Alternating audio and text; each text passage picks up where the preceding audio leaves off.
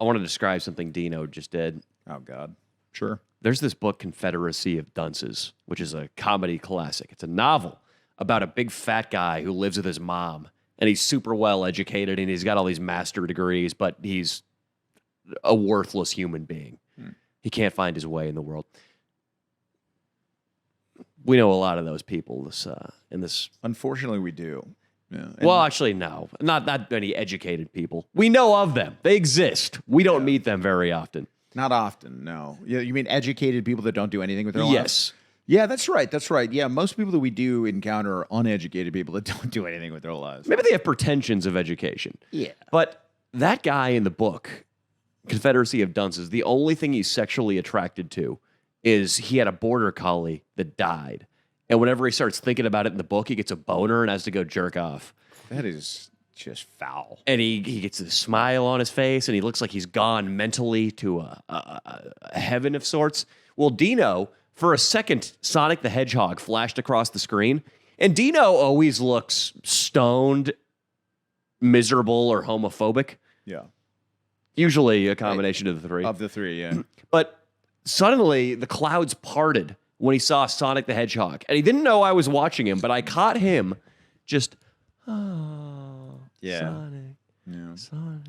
Yeah, it was like I don't know, it was like someone finding like a buried treasure or something. Just, It wasn't that much excitement. It was more, see, Leo, that is life-changing, and that's just bliss. And but like this was just like he took a Vicodin on a Sunday when he had his schedule cleared. That's what it looked like on his face. Just a happy place. Just his happy place.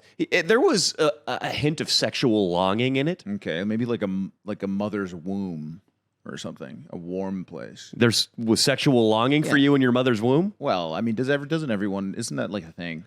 That's according to Freud. Yeah, Sigmund Freud. Yeah. Father. There you of go. Modern Not psychology. Siegfried and Royd. It's not Siegfried. And Roy. He says that we all want to have sex with our moms. Does he say that exactly? Well, he sort of mentions that is the case. Yeah. I think that all girls want to have sex with their dad. That is, it seems like that because if you look at many a girl, the guy she ends up with, not the guy she dates. Yeah. The guy she ends up with is often a mirror image of her dad. It's I a absolutely weird believe thing. that. Which is why if Rat Dick Ralph has a daughter, God save us all. That is scary to say the least. I just watched his like entrance. Dino and Asa were talking about it in Adam 22's reality show. It was pretty funny, man. Can I see it? Yeah, let's watch it. Let's pull it up. It's on the No Jumper YouTube. Let's watch it with all the boys. Also, Austin, we should have ChatGPT pulled up on this computer ready to go. Do you have it? Yeah, I have it. It's free. You should have it. Well, we I should paid look for it. up if Freud says that everybody wants to fuck their mom. I thought there was some nuance, but then again, I don't know. Yeah, I think Carl Jung was the one that added some nuance to it, But Freud was just like, man, motherfuckers want to have sex with their mom. Freud was often to the point. Oh, dude, Crip Mac weighs in on the war between Israel and Palestine. Crip Mac's the man. We haven't talked about this, but we got him in a video with Rat Dick Ralph, and he almost beat the shit out of him. It was great, man. And you know, you don't know what to expect when you meet a real Crip, but man, he was entertaining. Is this a full episode? Yeah, it's the I think first it's 25 minutes. Hell yeah. Yeah, this is Rat Dick's entrance, right? one. Yeah, this is his intro. From the door, right? Yep. All right, cool. Watch this, Danny. It's fucking classic. Oh my god. Interesting. There's a lot of fit, young-looking dudes on here, and you got This guy was real original, huh? With Adam 23 Adam, hat. That's I'm a not a safe joke bet. he's heard before. Lena. Yeah, I think- hope you like rat because I came ready to Where the f*** did you find this guy? You know, I'm ready to fill you. I hope you like cheese. That's my specialty. They call me Ralph because I have a small penis. It's gross. Confidence is key. You know what I'm saying? Come on up here so we can get a good look at you. Let's I've do been able it. to get one word out because I am just afraid. Yeah, look at this I am outfit. ready for this. Dude. You've done porn before, or would this be your first scene? You know, I have a lot of like porn in the books with rap Pam, but I want to focus Unreleased. on you for now because I can't Dude, fuck you. I'm ready to strip tease. Dude, he's good, dude. Dude, Rat Dick's good. He's a dude. star. Yeah, he is a star, Let's dude. see what the chemistry is like. Yes, let's get a hug for sure. Is he gonna grab her ass? Oh yeah, he grabs her fucking ass, dude. Look at Oh, her. Fucked up, dude. The sexual assault on cam. she didn't mind. Read the Of course not. I'm poem. sure. Obviously, it wasn't really It says, sexually assault. I Sexual hope assault. you like cheese, because I came to fill you up. Wow. Well, I'm really looking forward to the cheese. Do you like cheese? I just call it. That's just. I shoot loads of it, and I still have a bunch of jars of it at home as I sell it to. Dude, You sell your. Yeah, I sell my. He's not even doing a bit either. This is real. I know it's so fucking You should disgusting. start charging more. That's a lot of work. Yeah, we know there's small vials of, and I let it age for a little bit. Aged rat cheese. It's my thing. That's super hot. Yeah, Okay. very hot. I hope we pick him. Yeah, let's do this. Thank you for coming. Oh, You can go this way. I'm impressed. I'm not. I came in, erotic, because it's porn star. That's how a porn star would do it. I'm a porn star. And they're all just like, oh, I'm sexy. It's like, nah, I'm a porn star. You're just some dude. I'm a porn star. You know what I'm saying? Like, yeah, I came here to be naked. Is it too early in the series to show him getting kicked off? I don't Has that think- happened yet? I think it's probably in another episode, right?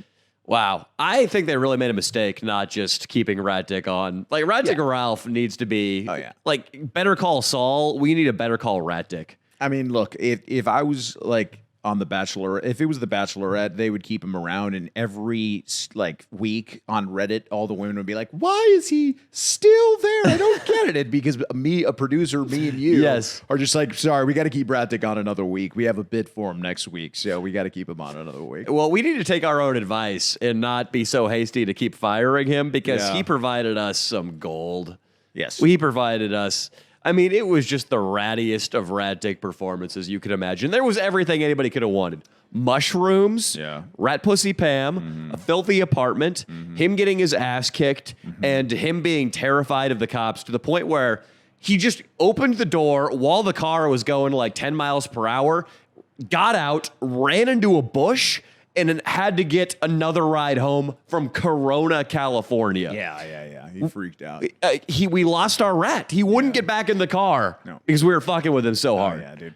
No, he's it was perfect. I mean, you'll see the video. It's gonna be. We're glad to have him back, honestly. But He's I'm a real he's gonna talent. he might wear out his welcome here soon. But we'll see what we can do. We gotta find ways to kind of corral that energy. You know Don't what be I mean? negative now. I'm not gonna be negative. You're being negative. No, I'm not. You're being pessimistic. No, I'm not. All right, I love Rat. I think he's doing great. I was watching some documentaries last night. I had a nice Sunday. I went and saw the Detroit Lions play the Chargers at SoFi Stadium. Oh, you went? Wow. Did you have to wear earplugs? I did. I rocked the earplugs, but it wasn't as loud for some reason. It wasn't as loud. I don't think as many people give a shit about Detroit as they did about the Broncos. You think that's what it is, or maybe like they got so many complaints because they had been turning. I think they turned something up in there, man. Maybe because it, It was was quieter. crazy. But the first thing, I get there a little bit late, and the Chargers score a touchdown, and unbeknownst to me, they fire off a cannon whenever the idea that anybody enjoys just a really loud noise, like how is that production? I don't know, man. They need more girls, short skirts, less noise, in my opinion. The cannon, people made fun of me when I was going to get my ticket checked because I covered my head and ducked like there was an active shooter. Well, dude, it's incredibly loud. I remember the cannon when we went to the game. It was just insanely loud.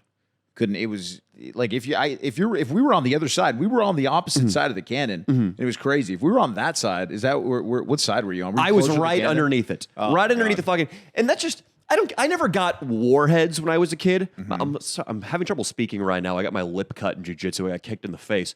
It's like up in underneath the gum too. One of the guys that doesn't like you, huh? Maybe. Remember warheads though? Yeah. I never got warheads because the idea is, hey, this tastes like shit. I dare you put it in your mouth. No. At the Charger Stadium, hey, this might blow out your eardrums. You better like it, bitch. If Austin Eckler runs one in, what are we going to do next? Or is there going to be a team where there's going to be a tear gas grenade that detonates whenever they make a field goal? We've done taste, we've done ears. Are we going to start disrupting vision? Just drop the tear gas grenade. Drop the fucking Justin Tucker kicked one in for Baltimore, and then your eyes burn for the rest of the second half. What about a couple live rounds just right into the crowd? If it hits someone, it hits someone. You know, like with that, people would risk their lives, but it would be an adrenaline rush. You know, Leo, I think there might be something to that. I think we've gotten so caught up. maybe like a bow. We're out of problems, dude. We're out of problems. Like Dino is upset because he was trying to download some sort of new strategy game on his phone, and the internet was too slow for it to download before we started podcasting. And it's already the highest internet that Austin is paying way too much for. There you go. Yeah. And his week is ruined now. Done. He's going to be in bed, smoking weed, jerking off. He's writing this one off. It's Monday, and it's already over. It's over. If Dino, however, went to a card tournament over at Paper Heroes, the card place in Santa Monica, and, one of the guys who worked there just pulled out a Beretta from behind the counter and shot 3 of them dead, Dino would be able to put his problems in perspective. Correct. And if we did it at the Charger Stadium, wait, that sounds like we're planning this. I'm not gonna be us. It's purely hypothetical. Yeah. What I'm saying is that a little bit of death does help one put their problems into perspective. Correct. You can get like really cheap seats if you sit in the shooting area. I love it. It's the splash zone. Ooh. I love $1. it. $1 a seat. $1. A Yeah. dollar. You're in for $1.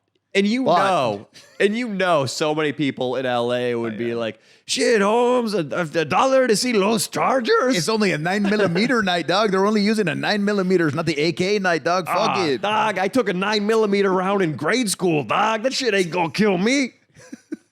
You can wear a bulletproof vest if you want. It's up to you, man. Whatever you want, dude. Yeah, whatever. One guy just shows up with a bunch of ski jackets on. He's like, I hope this stops the ball. Stop it. One guy has phone books, bro. Just stacked phone books. Yeah, hell yeah, dude. I think it's very fascinating, Leo. I think there's something to that. What's up, guys? Wanted to take a break from the podcast to tell you about PrizePicks for a second. Now, a lot of you guys know already it's the way to watch any sports. It's your supplementation, if you know what I mean, to make sports more exciting, if you know what I mean. So right now during basketball and football season, PrizePicks is a must. And you can win up to 25 times your money. Now, it's a lot better than fantasy sports because you're not going against teams and stuff. You're going against just the numbers, the numbskis, if you know what I mean. So it's just you versus the numbers. It's a lot better. What is it? It's the largest daily fantasy sports platform in North America. All right? They're the easiest and most exciting way to play daily fantasy sports. All right? So I just to describe how it works if you haven't tried it yet, and a lot of you guys are trying it, so I'm happy about that. But seriously, it's very easy to use. It's just you against the numbers, like I said. So instead of battling thousands of other players, including pros and sharks, because they got some guys that are they're using AI against you. You don't have to battle that when you're doing PrizePicks. All right, so you just you pick more than or less than on 2 to 6 player stat projections and watch the winnings roll in. And also, they have something which I think is super dope. They have injury insurance. And let me describe what that is for you. It's the reboot policy, all right? PrizePicks even offers a reboot policy so that your entries stay in play even if one of your players gets injured.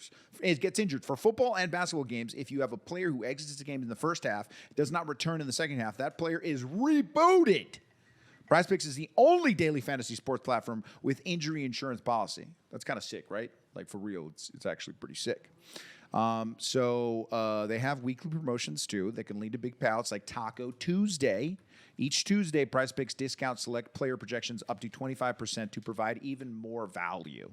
And it's also super easy to use. It takes less than 60 seconds. You can put it in, bop, bop, bop. You're ready to go. Go enjoy the game. Makes it a lot more fun. And like I said, guys, thank you for checking out PrizePicks. They've been hitting me up saying thank you to you guys. So go to prizepicks.com/LDS and use code LDS for a first deposit match up to $100. Do you hear me? Go to prizepicks.com/LDS and use code LDS for a first deposit match up to $100. All right. And thank you guys. It's daily fantasy sports made easy. Peace. But bringing it back to you going to a football game, you went to some UCLA games, right? But not that many? If I ever went to a UCLA game, I was shit-faced, Blacked. and I was only thinking about trying to get laid. Okay, but do you remember anything specific? Dude, the dance team, that's all I remember about the fucking games. They were just like the hottest girls doing like literally stripper move dancing. You know, Did they change that by the time you were there? I always found the dance team to be underwhelming. Really? I thought there were hotter chicks just on the swim team and the soccer team. The dance team the year that I was there, 04, 05, was, dude, they were knockouts. And they all looked like they could do some stripping on the side. Maybe that's changed. Maybe that's the thing we lost after 2017. Are you and sure you 2020. weren't looking at the cheerleaders, not the dance team, though? Because they were different. You might be right. Yeah, I they're- could be thinking of the cheerleaders. The cheerleaders were always underwhelming. They were Yeah. just like beast athletes. Like, it was hard to get Not into. even. I feel like they weren't even always beast athletes. Really? Yeah, because cheerleading. When I was in high school, there was a fat girl on our cheerleading team. Well, she was at the bottom of the pyramid, She was the Danny. You don't be base, yeah. fucking talking shit about the base, dog. You need a big bitch down there to hold it down. You need Big Bertha to throw Brittany. Yeah, exactly. 15 feet into the sky. And if they don't have like a big fat chick, they just use gay guys. Yeah, that's a new development too. I remember Dude. there was a That's bit. true, that's true. There was a bit in the Ollie G show where Sacha Baron Cohen went to Alabama, a University of Alabama football game, and he Oh, pretended wow. he was a gay male cheerleader, and he got booed out of the stadium. But he had all the greatest bits of all time. Like, as far as like in our genre, it's tough to beat him, dude. Amazing. He's just so many bits, dude. But I'm pretty sure though, like, can you look it up, Austin? I think there is a trans cheerleader for an NFL team now, which just shows sure. you how far things have changed. Here's what I was saying about the dance team, though. Yeah. Leo, is that at UCLA, the elite athlete chicks that actually are the best at what they do, to me, they're way hotter than the chicks on the dance team who it's almost like a club sport. The bar isn't that high to get in on. Which team? It's The Carolina Panthers. Panthers.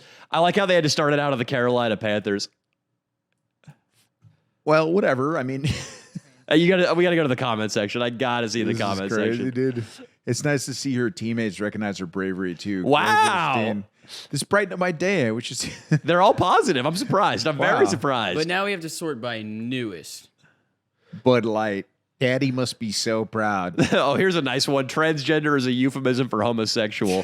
NFL wants fans to accept homosexuality. This is what fans' children watch. But isn't that a job taken from a real woman, though? Austin knows how to find the troll yeah, comments. did you see that? How did he know right away He how knew. to find the fucking... Yeah, that's interesting. I like how they do it with the Panthers, though. They introduce her to it's probably the single shittiest franchise in the sport. So, like, we'll start here and see how it goes. Oh, well, let me say this. This fucking chick, though, you know, I'm calling her a chick. I feel like she's got, like, at least second deck. She looks like a girl from the second deck. That's a pretty good looking trans girl. Exactly. It's a So, pretty good like, looking that's trans all girl. good. If you got a second deck... Dino would hit. They could call them second deck trans, you know what I mean? Like you can't tell she's a girl from the second deck or a girl or guy from the second deck. If you got a first, like a fucking, like if you got a sideline trans, dude, Oh, you're dude. fucked, bro. if you got a bitch that looks like a guy One of the from O linemen's gonna like saunter up and be like, "Hey, let me get your number," and then Yeah. everybody on the team's gonna make fun of him when he fucks. Exactly. He's fucked, dude. You could really tear the team down with that shit. Dude. You Damn. better be careful. Damn. Yeah, Leo, that's genius. So right now, this is a second level trans cheerleader. Second deck trans. But dude. once we get to the 49ers, Dallas, Jerry Jones and Dallas, dude, she's going to have to be like a in Jerry Jones's tour bus kind of trans girl. she's sucking his dick. She's sucking his dick for sure. She is going to be the cream of the crop. Oh, yeah. The She's cream gonna of be the the crop. hottest, yeah. Before in Dallas, in conservative Dallas, she better bring something. Oh, yeah.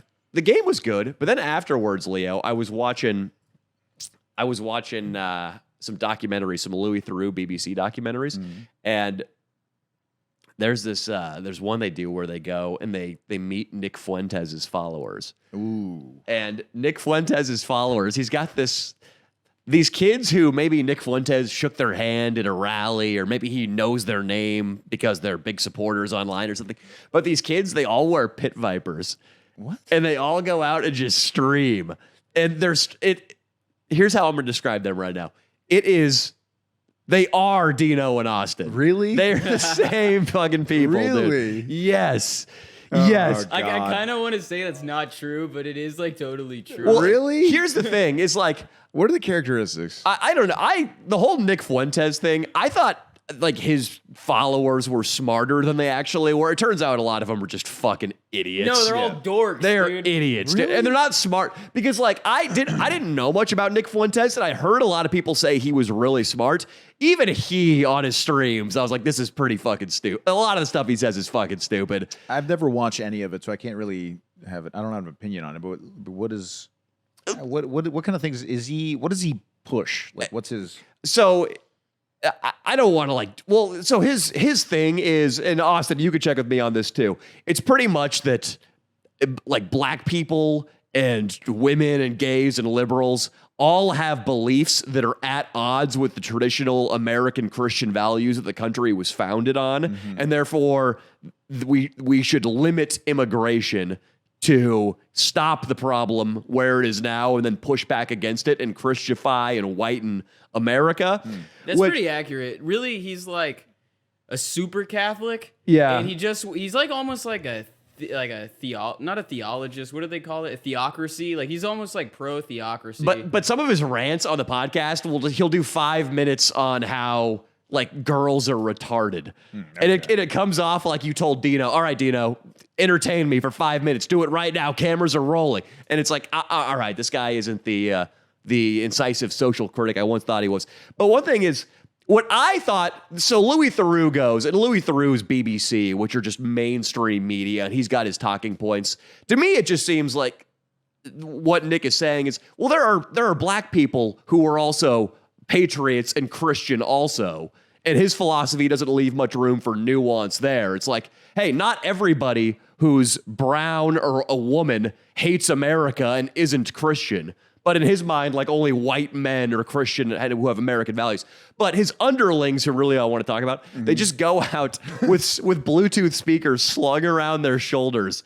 And they have maybe 500 people watching live, like if that, because these guys are way down the chain of command.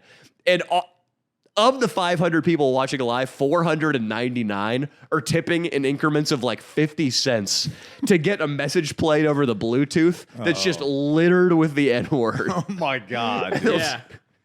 These guys exist, dude. I've done it before, Why do they bro, do that? And it's sketchy, man. Like I went to, With a speaker. Yeah, I went out with a speaker during the Super Bowl over in the hood. I forgot, God. like Inglewood, I think, is where the stadium is.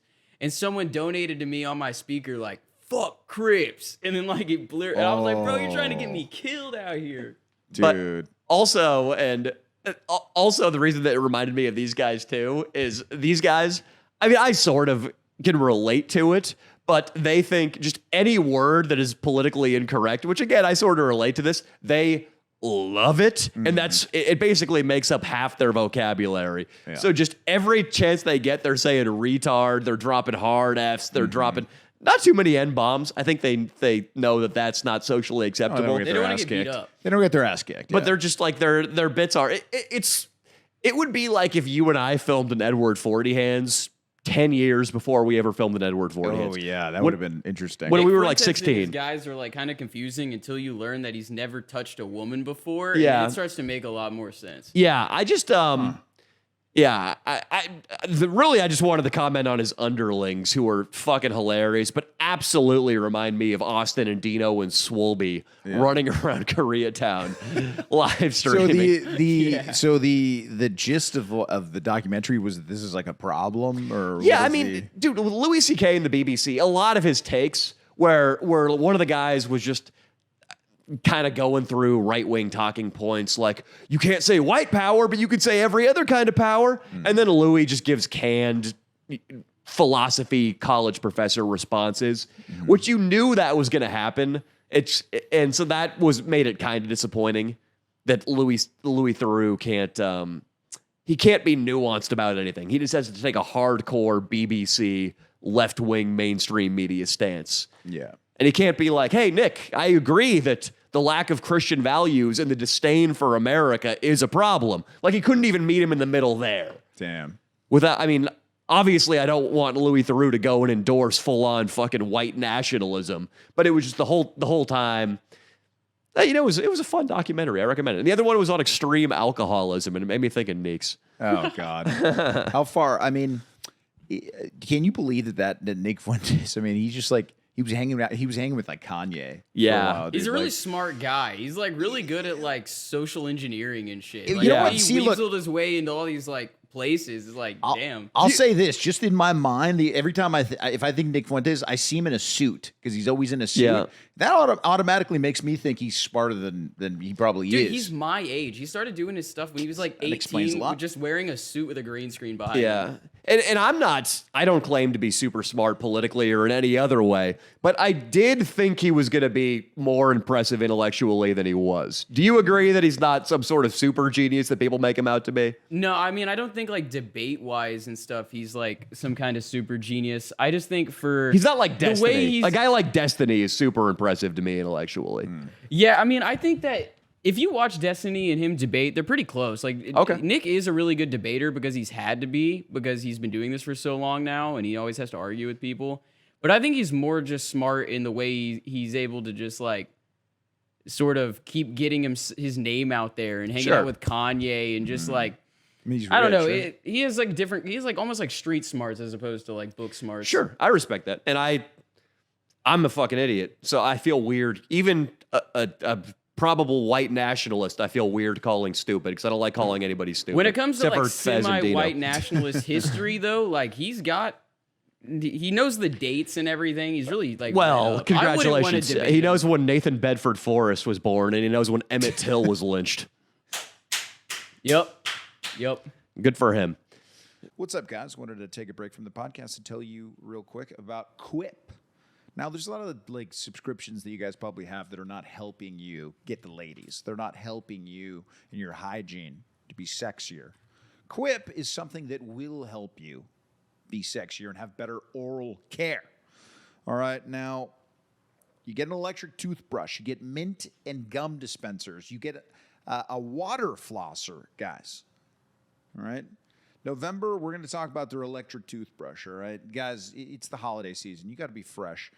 To me, it's better than the Sonic. It also has a timing mechanism, so you know you're putting enough time into your teeth and you're really brushing your teeth. The water flosser, it's better than floss, but you should be doing both. I'm not saying you should be doing floss, but like the water flosser makes it even easier to do because it's pretty easy. I keep mine right by the shower, so I could spray around in the shower, let it go a little bit, and it doesn't go all over the place, all over my mirror and stuff like that. So it gets pretty easy. You get kind of in a habit of doing it, guys. And like, if you don't floss, you're gonna have bad breath, guys. And this is not what you want, all right? You want to have fresh breath for the ladies. Having hygiene is one of the things that helps you get the ladies. Now, for a low monthly price, you can get these things delivered to your home. It makes it a lot easier to just focus on your oral health when you don't got to think about going to the market and getting these things, if you know what I mean. Now, they have a great deal for you, and over 9 million people, 9 million mouths have been affected by these Quip products. So what makes you think it's not going to help you also?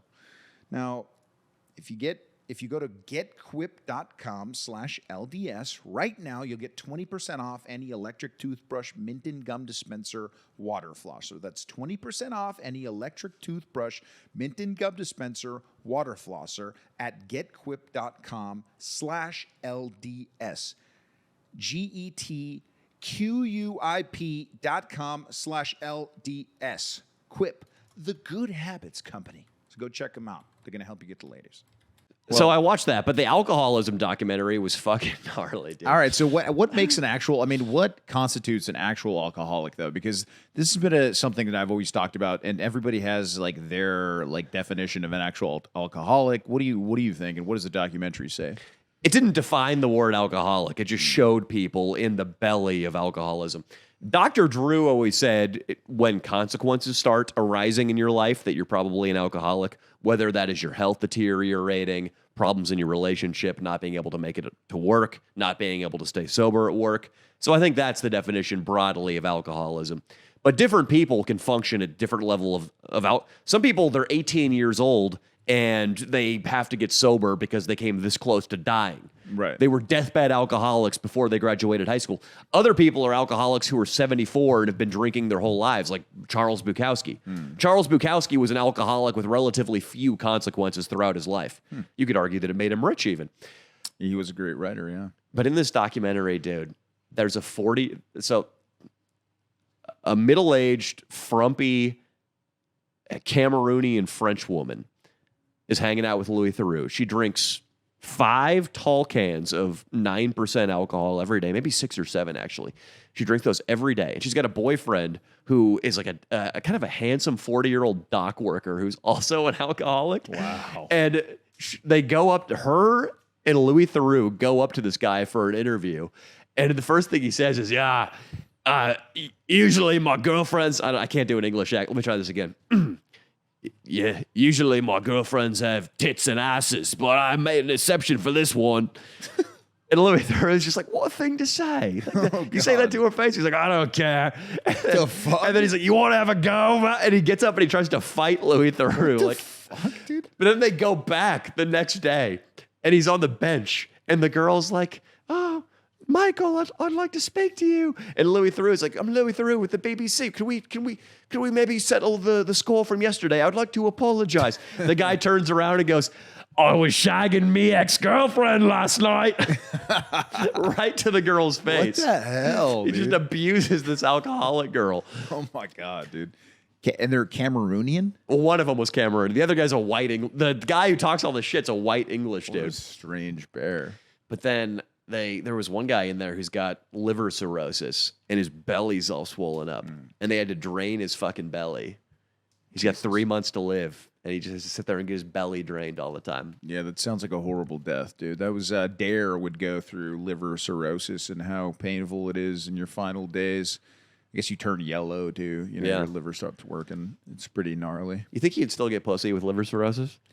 Me? Yeah. Yeah. I mean, a certain level of pussy. I think I'd get a certain level of it, but it wouldn't be really high quality, Danny boy. I don't think I'd be pulling any college girls here and there. I asked Leo once how much money it would take for him to switch wee-wees with Rat Dick Ralph.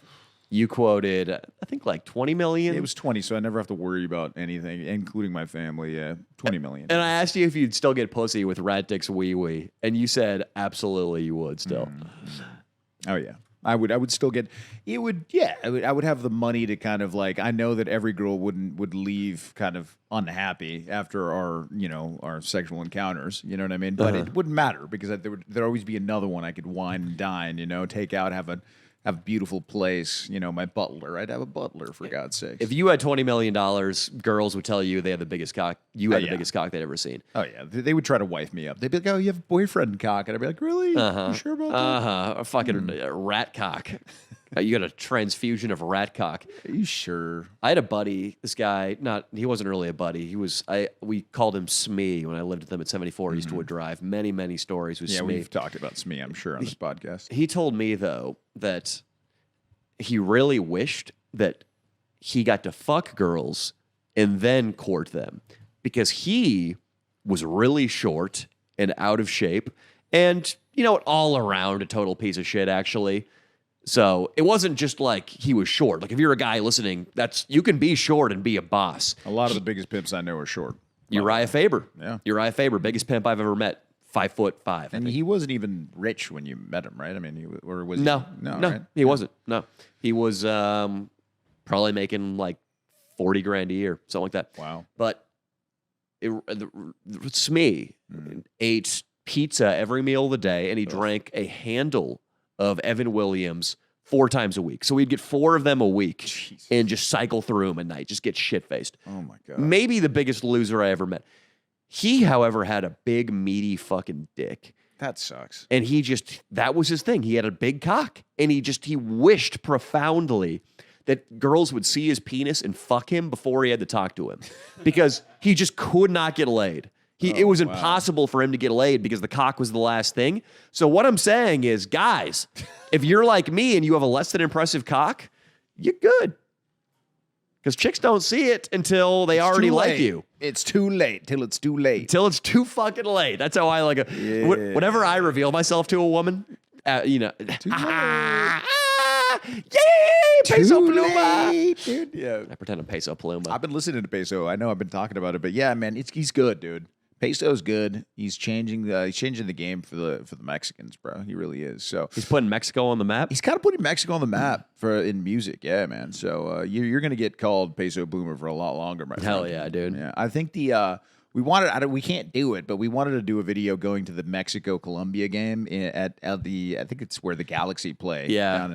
Dude, that would be like 70,000 Mexicans. If I was peso, dude. Oh, dude. Yeah, it's right after I go to Tennessee. It'd be amazing. We just buzz places in the limousine. In a limo? Dude, as peso, dude. You know I can speak Spanish, dog. I could be a peso bodyguard. Oh. Easy, dude. Give me a good outfit. Oh my God, dude! We could just get a bunch of fat Latino women in the fucking in the limo, dude. We're hitting this. It doesn't matter that we can't do this event. There's gonna be plenty of events. There's gonna be a Mexican event we can hit. Yeah. Honestly, dude, we could just drive in circles around Los Angeles, and basically all the bits would be there. I like. You know what we could do for your Spanish to be that fucked up? I would think you need to be on lean. Oh, yeah, okay. But Saturday, Pero Sabado, dude. Why do you put that on a shirt, dude? Just Pero Sabado. Dude, that's actually That's a good shirt, dude. But Saturday, nah, for real, you have, I think you need to be sipping like lean. So I can tell you like, yeah, he's like, hey, Peso he's very fucked up on the lean right now, so he's not talking too well, you know, and then you're just like, shit. And then nobody will know, dude. Then nobody. That's genius. Dude, we're definitely, you're sipping lean. Bro. Was it Lil Wayne or Lil Jon? That was Lil always Wayne, dude. Lil Wayne. He had a famous fucking interview where he dropped it and he freaked out because it was his lean. And Damn. he had a really funny reaction to it. Lil But Wayne's kind of a legend, huh? a complete legend, yeah. Obama. Man, he's my favorite rapper. He's one of those guys. You read his Wikipedia article and you're just like, I like this guy. He's dope. He does a bunch of great. He's good friends with Skip Bayless too, which is real funny. You know, Skip Skip Bayless, Skater. Yeah, the sports the broadcast. analyst, yeah. Just and like Skip Bayless, just the whitest guy you could ever imagine, will like trot Lil Wayne out for a sports segment. Sometimes like, man, them Cowboys, we're gonna run the ball, yeah. No, and Skip Bayless has to like have a conversation with him. It's impressive, man, with all the weed and lean he's drank, that he can just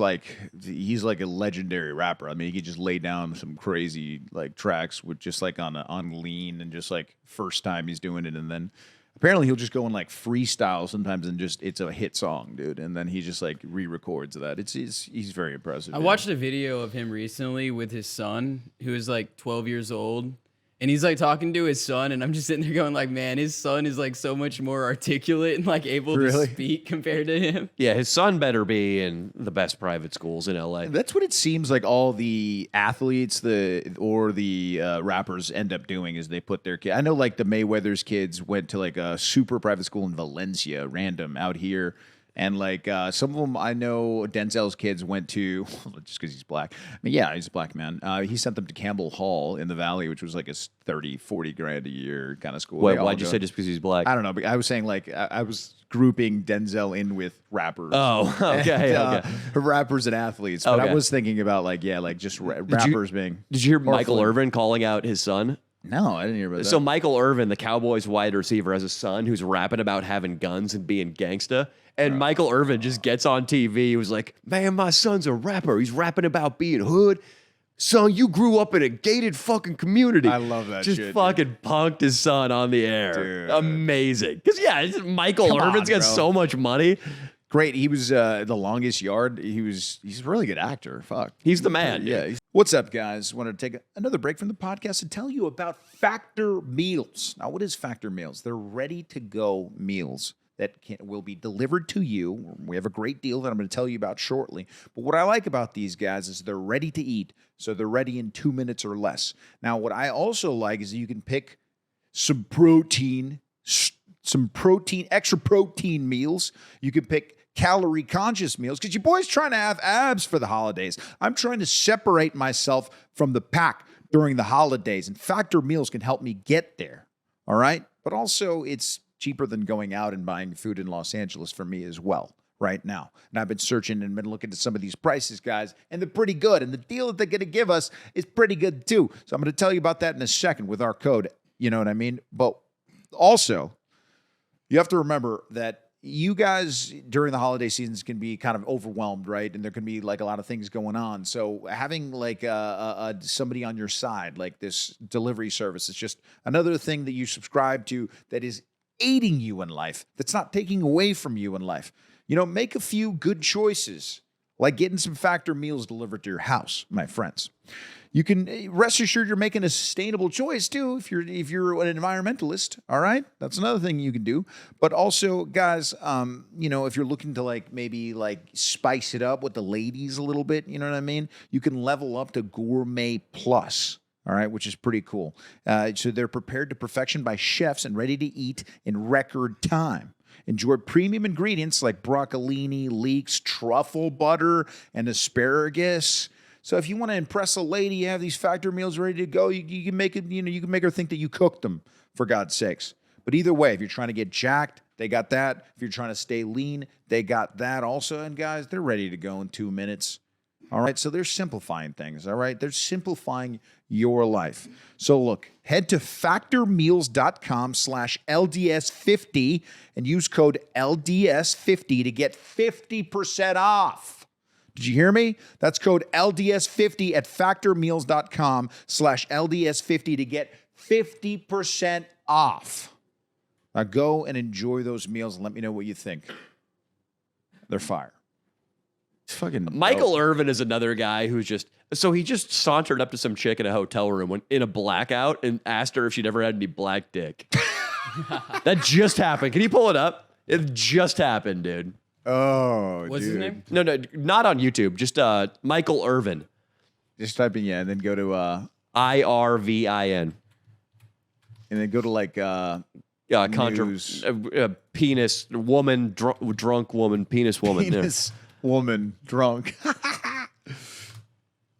Let me see this shit. Dude, what? It's $100 million suit? Relax, dude. Okay, let me read this. That was it. Yeah. Okay, yeah. The Marriott hotel chain claims NFL commentator Michael Irvin made a lewd remark to an employee, repeatedly touched her, and then leered at her and made a crude comment after she walked away. Let me see if I can find the comment. Irvin's attorney called it hogwash, which you gotta love. Yeah. Anytime somebody uses the word hogwash, I'm in favor. You gotta love it, yeah. His attorney's what are you doing, Austin? His attorney's fucking getting after it. It just blows my mind that in 2023 we're still dragging and hanging brothers by a tree, dude. Yeah, dude. You gotta go victim, dude. Sometimes I love it, you gotta dude. go victim. For dude. Michael, I got no problem with it. Of course, I got dude. dude. I think Michael, he's a Hall of Famer too. Why are they just calling him an NFL commentator, Michael Irvin? Isn't he like a Hall of Famer? So he played for the Cowboys in the 90s. I guess he was the only receiver who wanted to play the middle of the field. Wow. Because now all the TV networks in the league wants players to score as many points as possible because high-scoring games are better ratings. Back then, the league was very defensive-minded. There were no penalties about blindsiding a guy, going helmet to helmet, just trying generally to knock receivers out of the game and maybe out of life. Jesus. Acceptable back then. And Michael Irvin would just run out there and catch passes and then basically get a concussion every single hit afterwards. Just a legend, dude. Just getting peppered. They would find him like he got busted in a hotel room with a bunch of hookers and blow right before a game. Yeah. What else has he done that I fucking like? He's like one of the only broadcasters who's not a fucking pussy. Mm-hmm. And if somebody's giving him pussy answers, he'll like call the guy out and be like, "Man, you being real vanilla with me today." Shit. He's the fucking man. But also, I mean, does he deserve like an occasional, do you want this big black dick kind of in public? He deserves it. Also, when Artie Lang went after Joe Buck, that legendary Joe Buck-Artie Lang feud, Michael Irvin was in the audience just dying laughing at like the fat chick jokes and like the Tony Homo jokes. The man, dude. He's one of us. And I love that his attorney... It blows my mind that in 2023 we're still dragging and hanging brothers by a tree, dude. Yeah, man. You got to always go with the lynching, dude. Like compared to a lynch. But this is kind of his like, do you need my big dick? Because it's basically the same thing, dude. He is you. Yeah, he is. Irvin asked the victim whether she knew anything about having a big black man inside of her. Does it say that? Says. Yeah, go up. Oh, here we go. No, down. I see it. Irvin then asked the victim whether she knew anything about having a big black man inside of her. A big black man inside of you, girl? You ever have a big black man inside of you, girl? I like how he doesn't specify big black cock. Yeah. He might have an average cock, just a big black man. Yeah. You know, he's big. And then Irvin I'm glad he's still trying to get some pussy, dude. You know dude, what I mean? he's a huge pimp, dude. Yeah. He's trying to raise another child in a gated community who's then going to grow up and represent himself as being hood. Oh yeah, you going to send your kids to private school? It depends on when I have kids that need to go to school, who knows how many years that is from now. But dude, the educational system is a fucking problem. Yeah, because the private school might be even worse than the public school at that point. Like, who knows which one's going to indoctrinate them more? You know. You know what book I read on this that it's just becoming more and more relevant as time passes? Douglas Murray, War on the West. You know Douglas Murray? No. You know Douglas Murray? I thought he'd be your fucking hero. Thought that'd be Austin's. Well, So- if it was like shortened up into I like have a heard bunch of of War on the West, though. I've heard of that book. Yeah. Dude, it basically explains everything going on right now. So it pretty much all starts in the universities, and it all comes from Marxism. All of these race-obsessed, victim mentality, anti-capitalist professors, their god is Karl Marx, who wrote the Communist Manifesto, the most anti-capitalist tome in existence. But not only him do they worship. There are what's the philosopher like Sartre? Like I can't really pronounce his name, but he was a guy who theorized that colonialism is evil, and the only way we can repent for our colonial sins is for the colonialized to colonize us. So, like Africa, the Middle East, South America, them all come to us and destroy our nation. This guy, Sartre, was like rooting for that. So, basically, in the universities, they're all just anti-capitalists. They're anti-white. They hate white people for the original sin of slavery and colonialism and being complicit in capitalism. And therefore, they're for anything other than that. That's why there's been such a rallying to Palestine right now, because it's a battle between a Western power and something other than that. And the university and the students are going to side with the non-Western power. And at first, that's going to be a minority. Like at first, after the Israeli attacks, pretty much people universally supported Israel. You were ostracized if you didn't. Biden was big on Israel. But then slowly, as the protests started happening, more and more people in academia started speaking up. More and more people in politics who just graduated college started speaking up. It reverberates out from the universities, and then it infects other people, and then they start agreeing with whatever's going on campus. So I'm trying to think of, we're going back to the War of the West here. Well, cultural Marxism. Cultural Marxism. And it's insane that they will find reason to knock over the statues of any of our founders, like Thomas Jefferson, George Washington, Abe Lincoln. But one chapter that really stuck with me in that book is he goes through all of their cultural heroes, like Marx himself, like these various other philosophers, and many of them were pedophiles. Karl Marx was a fucking vile racist, and nobody talks about that. Ibram X. Kendi and all these guys, BLM, they all love Marxism, but they will not admit that Marx was a horrible racist. And then, like, Thomas Jefferson, I mean, he fucked slaves. He liked black women. and he freed his own slaves. There He you only go. freed Yeah, yeah. 2 of his sons that were he had like I think 5 or 6 slave sons, and he only freed 2 of them. Yeah. Jefferson? Yeah. I mean, I was making a joke, but it's ridiculous. I mean, if we're gonna pretend that people's private lives and beliefs matter more than their accomplishments, at least do it evenly, and they don't do that. What I don't understand is, are they pretending that communism has ever worked? Well, basically what it is that the middle class in America was like too strong. So arguments between the poor and the bourgeois didn't really work that well in America, but they figured out that like what actually gets us riled up is like racial issues and racial division. So instead of saying that because critical theory is that everything in the world is a power imbalance between those with wealth and power and those without it. So then critical race theory is the same thing, except for like everything in the world is a power balance dynamic between white people and like non-whites. Instead of the bourgeois and the rich, it's like colors basically. And then eventually they use that to get you thinking with that same kind of Marxist mindset. And then you adopt financial, like economic Marxism ideals, like later on after you get And- riled up through race. Yeah, and I don't think they really believe that any of this is a good idea. I think they probably know that these aren't good ways to solve any problems, but it's just like, hey, I'm feeling kind of sad. I'm going to take a shot of vodka because it makes me feel better. Calling a white bitch a Karen and saying tax the rich or probably eat the rich or fucking throwing a brick through a cop car just makes me feel better. That's more of their mindset. I feel like most of these people aren't really willing to debate anybody or have a productive exchange of ideas. Most of them. They're just really mad. Yeah. I mean, and it's crazy that it's taught in universities now increasingly as if these theories are just fucking true. Like when I was dating Mia and she was at UCSB, she told me that they had to watch mandatory. They could not click out of it. They had to watch a presentation that used animation to describe racism. And it was two snails. And one had a white shell and one had a black shell. And the black-shelled snail couldn't escape his shell. And he was never going to be able to make as much money or do as well in society because of his shell. They're being taught that like it's fact, dude.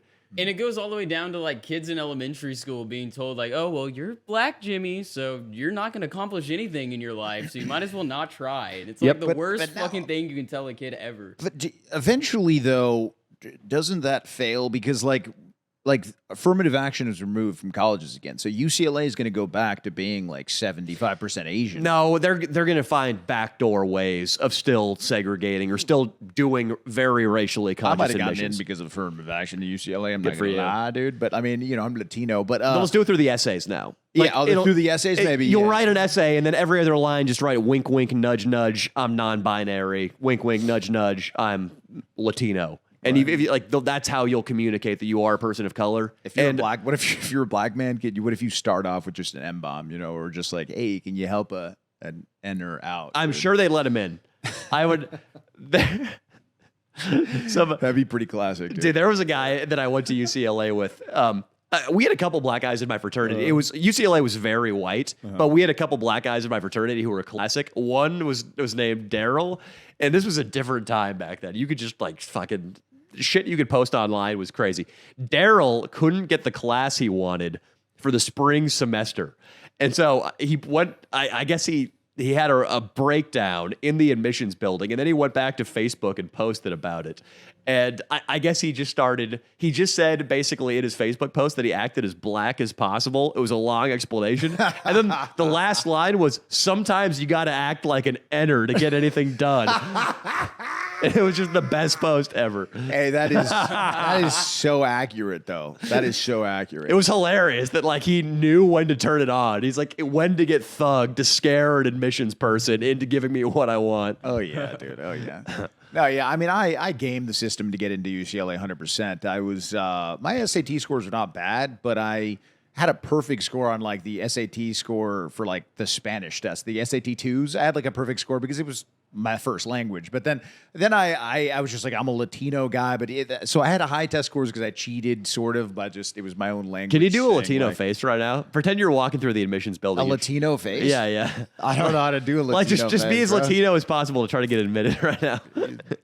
I'm thinking Fez right now. Like, hey, how are you? Speak a little I'm bit. more indigenous. Like, hey, hi, how are you?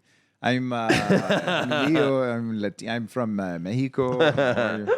No, See, I it's told real. everybody you were Mexican. So I gamed the system to get in there. But like for example, why do you think a school like UCLA, like somebody made that decision to take affirmative action out? Because I mean, they probably getting all these. Their school's just not going to be as valuable anymore. Well, it was the Supreme Court. It's Yeah. just unconstitutional to It was the Supreme Court. discriminate It was the Supreme against Court, that's people dope. on race. Like it's just Yeah. it's already against the law to do that. Yes.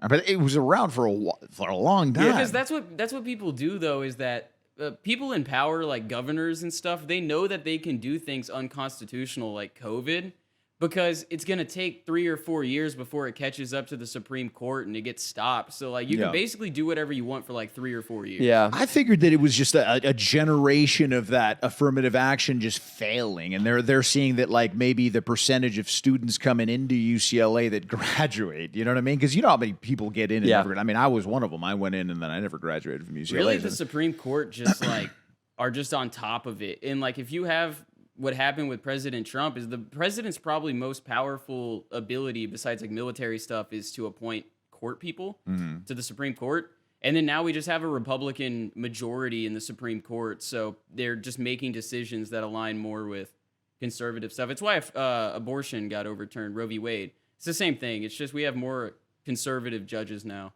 Makes sense. Yeah.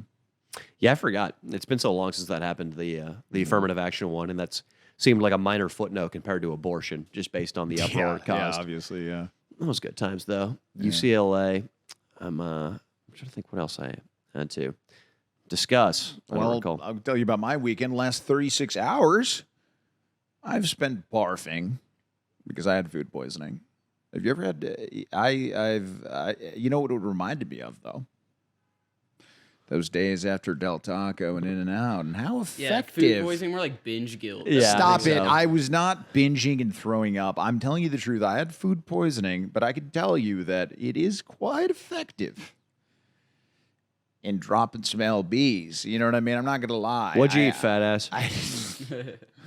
What got me sick? Yeah. I think it was an overnight oats from 7-Eleven. I got late night. I was taking a little walk. Overnight oats? Overnight oats. What are you know? those? It's like where they're like, it's oatmeal that you let soak overnight and then it becomes you The know. cup. Yeah, the cup. Yeah. Oh, fuck. So I got one Yeah. of those. It's Starbucks you can go for those, maybe. Exactly, yeah. So I had one of those at 7-Eleven late night and thought it was a healthy choice. But then I woke up in the middle of the night and I started throwing up. And for me, normally if I throw up one time, you know what I mean, it's over. But it was like not over. So yeah, then I had a fever too. So I was just like out for 36 hours, like in a delirious state.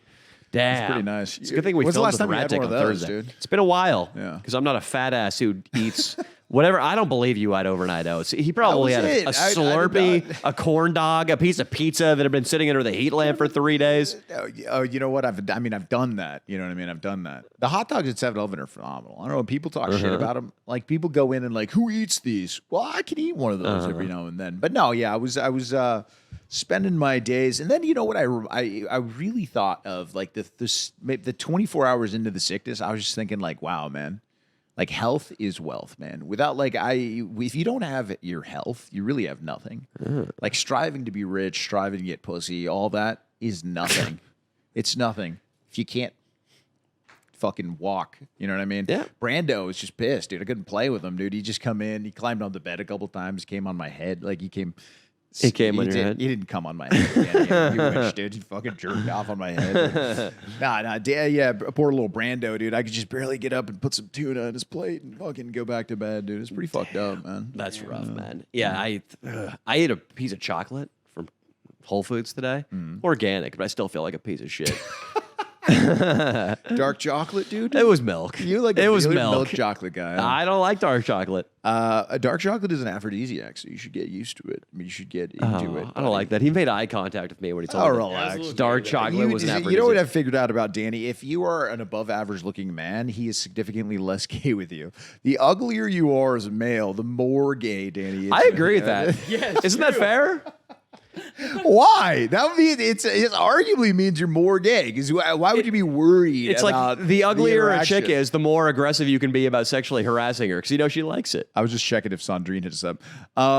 You're right. I mean, look, I do believe that. Yeah, they're like on the baseball team. If you wanted to like get a guy naked, it was like the fat tubby guy. You know Yeah. what I mean, you never wanted to get like the fucking huge black stud. Yeah, Fucking no, naked. It's Yeah, uncomfortable, it's- dude. It's really when a guy's uncomfortable. Gay jokes around a guy being a 7 is when they start falling off. You can't make gay jokes to a 7, dude. You can't. Gay jokes are the domain of 5s and down. 5s and down. Yeah, like Fez, dude. Like how many Fez times? is pretty good for like, a gay joke. Yeah, like Fez is like I could threaten to fuck his rolls, his mouth, his ears, any hole basically, and it's okay. It's all good. It's Fez. Poor Fez, dude. He's back in Arkansas, looking lost as ever, man. There might be a hate crime against Fez in Arkansas. I worry about that. If he's just walking around, like, can you imagine? All right, can you imagine just like Fez is like, hey guys, I'm gonna go to the 7-Eleven. Does anybody want anything?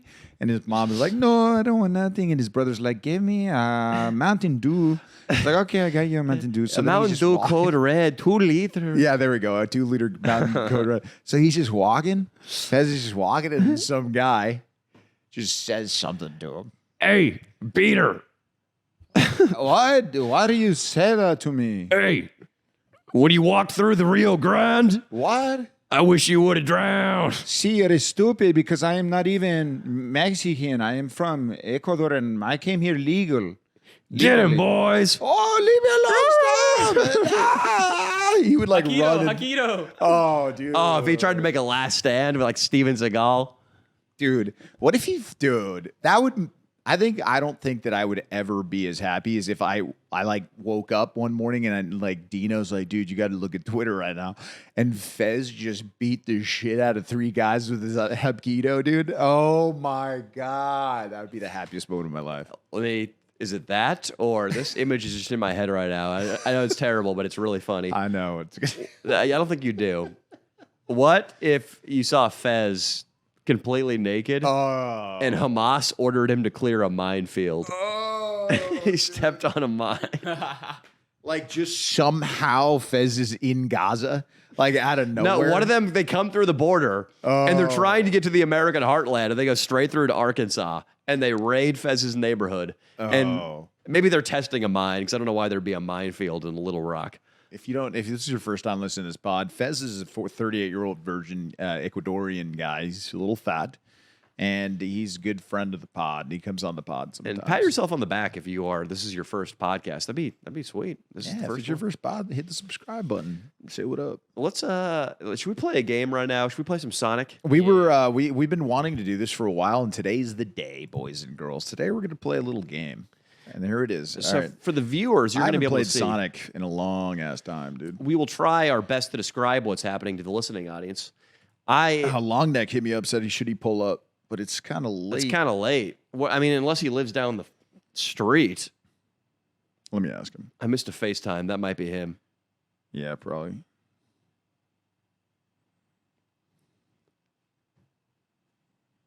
All right, I'm playing. Can I play? Yeah. I hit B. Oh, I got to hit A. There we go. Dude, this game sucks, Dino. All right, I'm playing Sonic. Sonic Mania. Sega.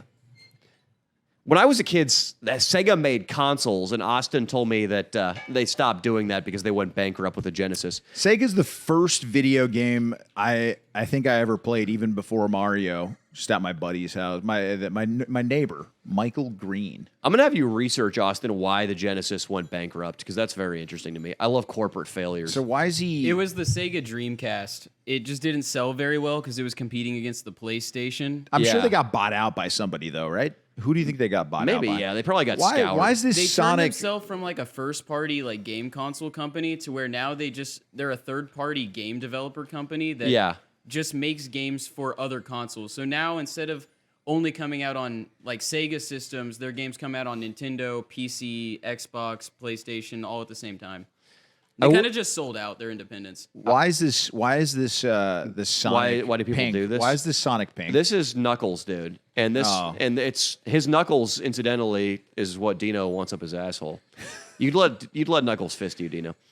You know, I think this is so lame. Video games, the only reason I can't talk shit anymore is because it's Elon Musk's favorite way to unwind. dude, I was just gonna say that. He always talks about how like big of a gamer he was. He's a huge gamer. Yeah. I guess he's really good too. Yeah, I was in the chapter of the book on him. There's an entire chapter dedicated to the lessons he learned from like Polytopia. Do you know that game? Am I saying Never it right? heard of it. There's an entire chapter on the lessons. He made all of his family download it so he could play them. And there's a lady at one of his companies who he gave his sperm to, and she had his babies. He didn't fuck her. She just took his sperm and had babies with it. Jesus. And she's clearly in love with him. She is like fucking ranting about it, like raving about him in every page of the book. Yeah. But they were playing this game, Polytopia, if that's the name. and it's a strategy game. They're both building up their armies, and then she just launched a sneak attack on him, and I guess he wouldn't talk to her for a couple of days. He was so pissed off. She just attacked I him. love that she did that. That's hilarious. It might have been Grimes, actually. It might have been his actual part-time chick. What I was going to say is, dude, yeah, there's a woman that comes to our shows that might want my seed, and I've been debating whether to give it to her or not. I think that I've never seen you use so much restraint in seed giving. Would you get a blowjob from this woman, Leo? No, I wouldn't. All right? And you know I wouldn't, dude. Leo, She deserves my seed if she wants my seed. Leo, tell me right now about the ugliest blowjob you've ever received. You're gonna drown. Oh, well, fuck. I'm fucking glad because this game's boring Ugliest as shit. blowjob I've ever received. Fat woman. Smoker. Bad teeth. Okay. Did I drown, Austin? Did I No, you fuck? saved yourself.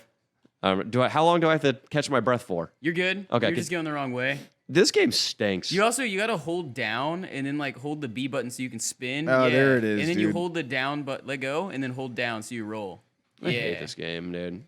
Leo, tell me about a blowjob. That's gonna be All more right, fun. so this chick, as you get just as you're getting annihilated in Sonic level 1, dude, this seems like a pretty complicated level 1, dude. What the hell's going on? By a very calm little lake is what's killing me too. Yeah, dude, just fucking like. All right, so she was like, all right, so it was a catfish type situation online, probably 10 years ago. Online, I go over to her house. She literally looks like she could play like a dude in an army movie almost. She's stocky. How old? She's probably like 30. And she was a smoker. Pull up the Dreamcast too, Austin. Okay, she's a smoker. She's a smoker, fat. She had like terrible teeth. And was just a foul woman. Just talking about like one of those women. Was she that charming? Just like within the first 5 minutes is telling me about some guy that she blew just recently. Like it was just so fucked up. One of my buddies, who I will not name, who's a fat fucker legend, known for just taking down the ugliest chicks when he would get drunk. Hell yeah. One time he didn't have a house in a city that he lived in.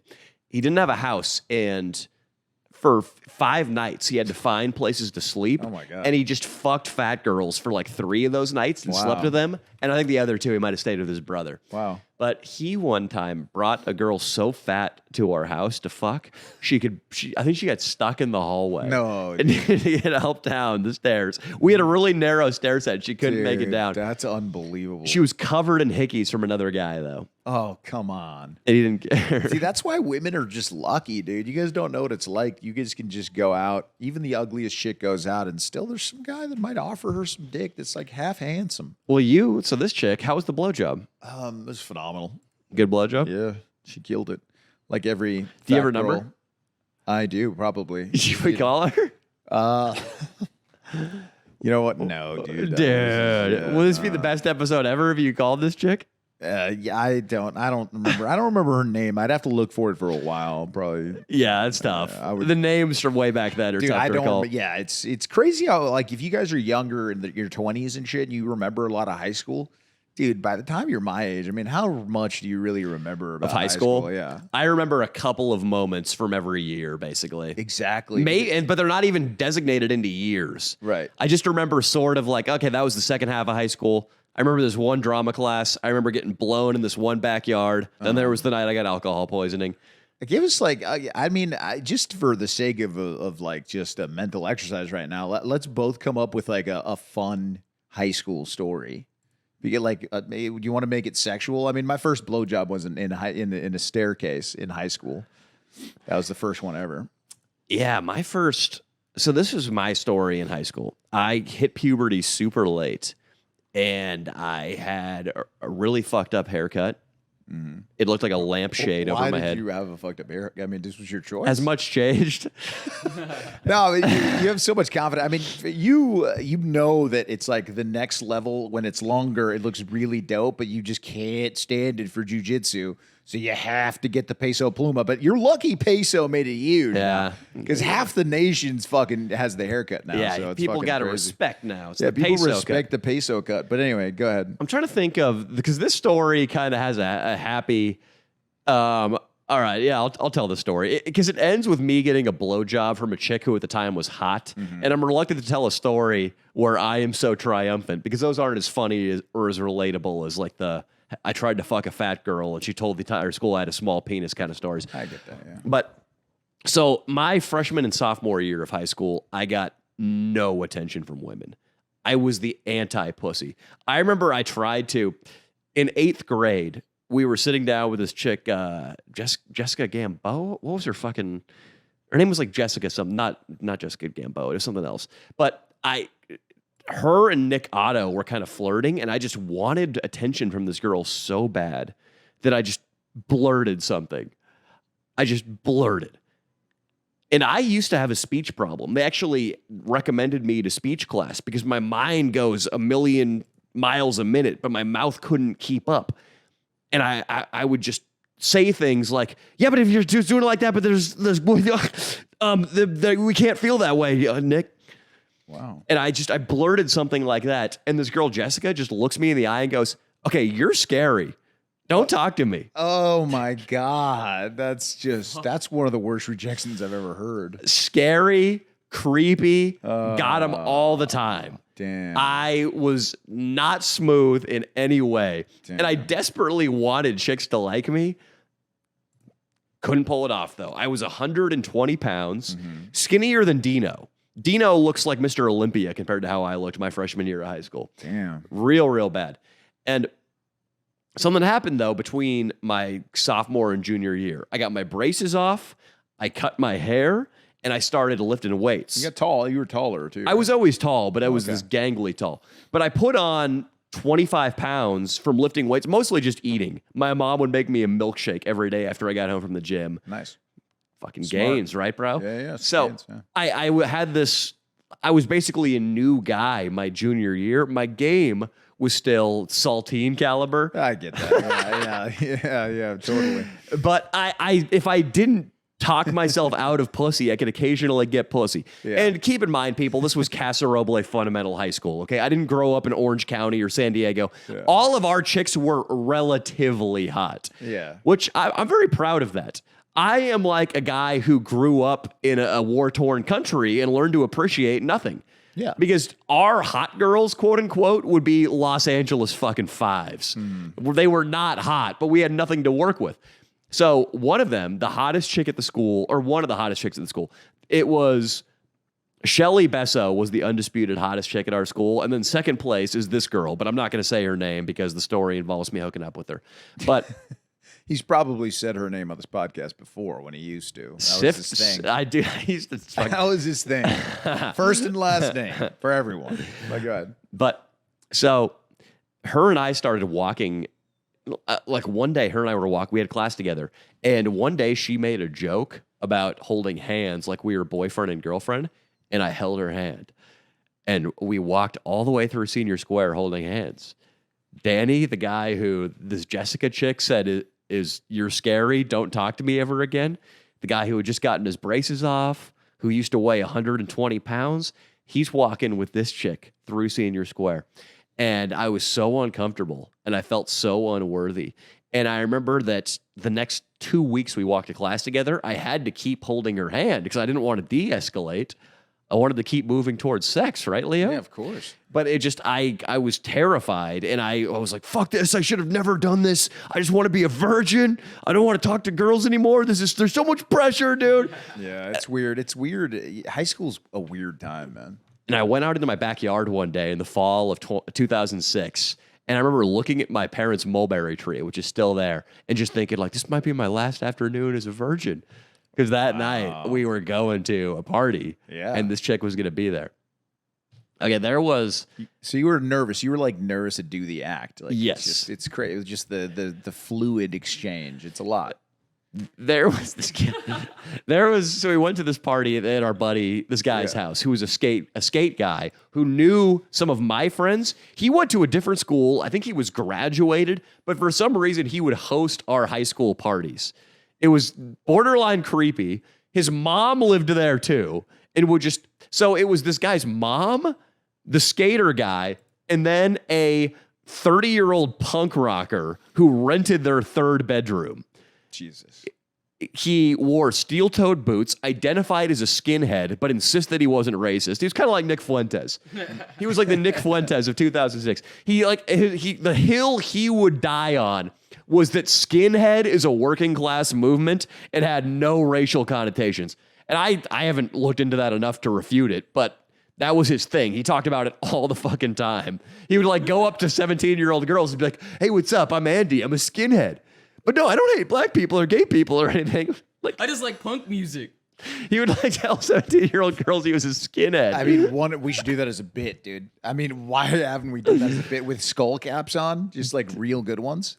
Dude, the shit that went down at this fucking house is just unbelievable. Like, I remember chicks just there were a couple chicks that would come over who were just like big sluts. And I remember this one girl popping out of various bedrooms like whack-a-mole. She popped out of one room that my buddy Chad was in. Her chest was just covered in jizz. Come on, dude. And She disappears into a different room, blows another guy. Oh, God. There was a half pipe in this garage too, so people would just get shit-faced and try to skateboard. dude. So many one of my first hand jobs I ever got was this chick who now has like 5 kids and was already, I think she would do ecstasy every weekend. She jerked me off on the floor of the living room right next to Steven Besso, a channel favorite, Steven Besso. Wow. And I remember just saying super loud, I was like, "Hey, Steven." He was like, "Yeah, what's up, Danny?" I was like, "I'm getting a hand job right now." And she didn't even slow down her stroke. This girl was so hardened. Didn't even The bother. good old days, dude. I'm a fan of hand jobs, you know? So the story, the chick who I was holding hands with, Right. she invites me from this house, the fucking skinhead skater house, back to her place. And we go back there. And this chick, I built her. You know how when everybody thinks a chick's hot, she becomes way hotter in your head, even if you're not like super attracted to her? Yeah. That effect was going on because she was the consensus second place hot girl at the school. Everybody's like, "Oh, she's got huge tits." She had like a B cup, but everybody in the back, "Oh, she's got giant tits, dude." Like she wore a push-up bra, yeah. Yeah. So like in my head, I had Pamela Anderson in the fucking sack of me. Right. So we go back to her fucking place and she has to go. I have to sneak by her dad's bedroom. Oh my God. She lives out in the boonies, like there are horses. How'd you drive? You drove there? One of her friends drove, no doubt drunk. Oh and one of her friends was there too, like fucking a pill dealer named Hector. Oh my who was God. like 29. Oh, she was like God. 16. So Jesus. I might have exaggerated. I think Hector was probably like 17. Hector was a pill dealer though. So That seems like he might have been 29. he might have been. I think 29-year-old he thing either to was do. a senior and we were juniors, or he had graduated. I think he was graduated. He wasn't. I don't know why I lied right there, but he was not 29. It would have been a funnier story if he was 29. Oh, yeah. But so we go back there and she starts blowing me, and my cock. It is your first blowjob. It is like you are on ecstasy and you've been on a desert island for 15 years and a Victoria's Secret model has a finger up your ass. And that's how sensitive you are. That's pretty good comparison there, yeah. I had to, there was a song by this band called Black Dahlia Murder called Funeral Thirst, which is just some horrible metal song. Rest in peace, actually. I think the lead singer killed himself recently. But I was reciting the lyrics to Funeral Thirst in my head so that I didn't come in her mouth in 2 seconds. How quickly would you have come, really, though? Without Funeral Thirst? Yeah. Within 2 seconds. Really? Just immediately? Yeah. Wow. And then you want to know the lyrics to Funeral Thirst? Yeah, sure. There cannot be... Wow! yeah, I can't scream anymore. I lost my scream, but it's dead hand grasp for the still night air. There cannot be a God, for he would not forgive this That despicable and sounds human like a- monster, like- twisted, rotten, and deformed. Dude. I am now a tool of my Did she unholy think- instincts. What the fuck?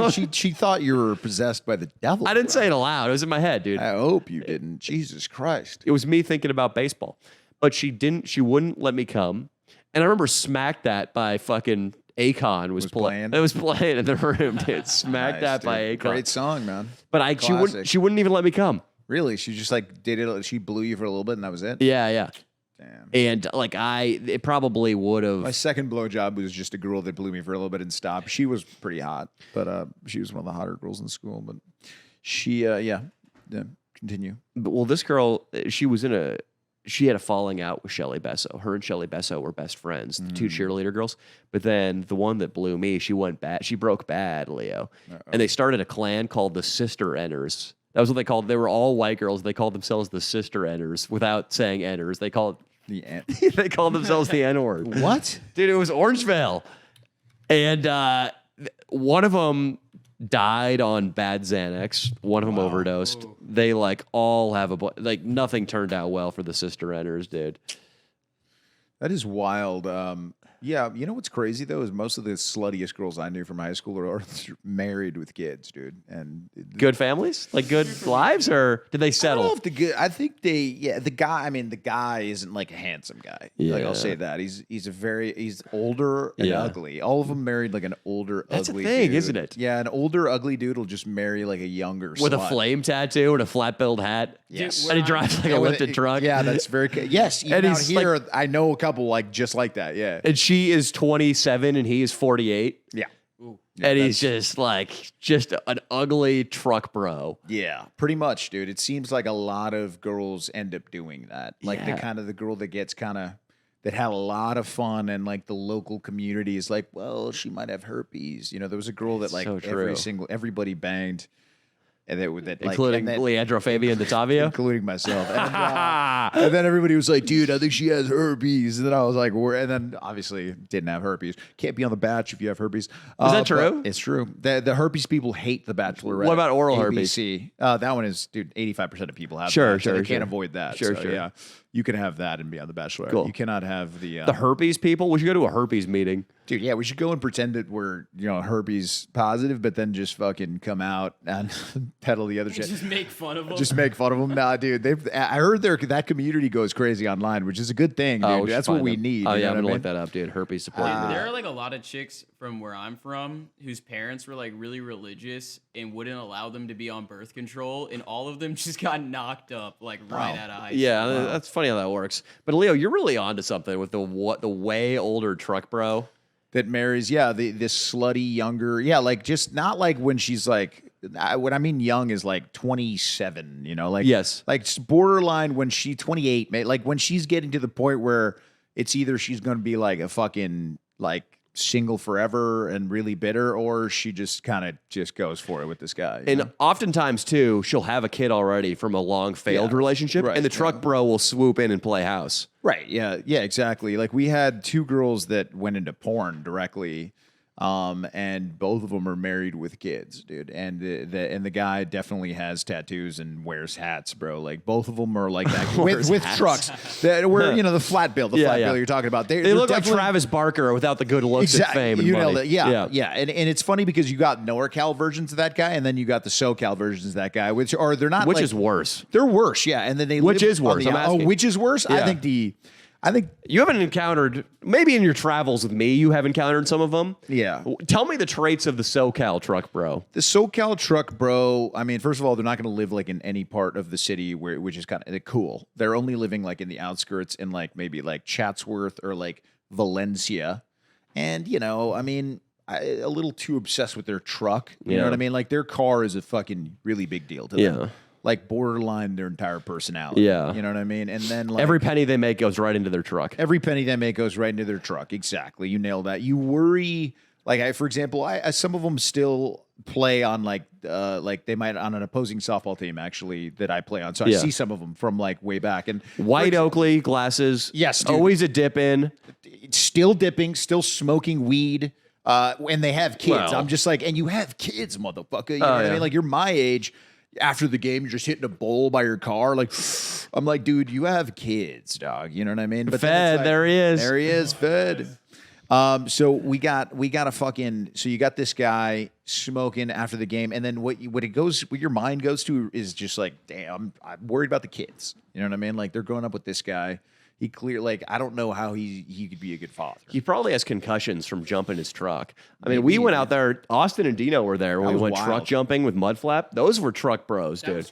Dude, that when you guys hit that, like I said, Let's watch bro, that. Let's pull that up. That's my video. Pull that up because that's another, bro. You don't even want to know It's what you got raiding paid an for. old West Town. Danny Mullen kicked out of an old West Town. You know, the Danny fucking Mullen. strike's over, bro. You know, people are gonna go back to work. Nah, nobody was booking shit. Everybody's acting like they're coming back to work all pumped, dude.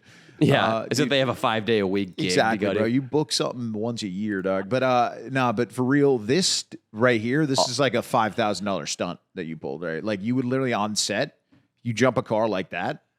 Also with Dude, no helmet. I basically didn't have a seatbelt on, dude. Yeah, I couldn't believe you didn't do it without a helmet. That was nuts, bro. Did they give you a helmet? No helmet. Okay, here we This is go. it right here. We got to make sure we don't miss the big jump. I don't know if you did or not. So but how many it looks horsepower good. is it? How much horsepower I is that don't car have? know, Leo. I don't give a shit about horsepower. I didn't ask. I'm just curious. How could you Look at make that. your That car- is a truck, bro. Yeah, that's a truck, bro. dude. Dino with the MAGA hat fits in well. Yeah, so these guys in California, I mean, the SoCal guys, I mean, basically the only difference is the NorCal guys get the NorCal car, like the stars tattooed on them, you know? Dude, that was a big jump. That's Rewind a that. crazy jump. So that looks like we probably cleared at least 30 feet. We got Chad behind the wheel. Dude, this is crazy, bro. Yeah, maybe more. 30 feet's 10 yards. Like, y'all did like 30 yards. On a football field, dude. Dude, this is Yeah, no, you're right. 30 yards is more like it. Oh my God. Like, if you didn't time that out, you guys could have died right there, dude.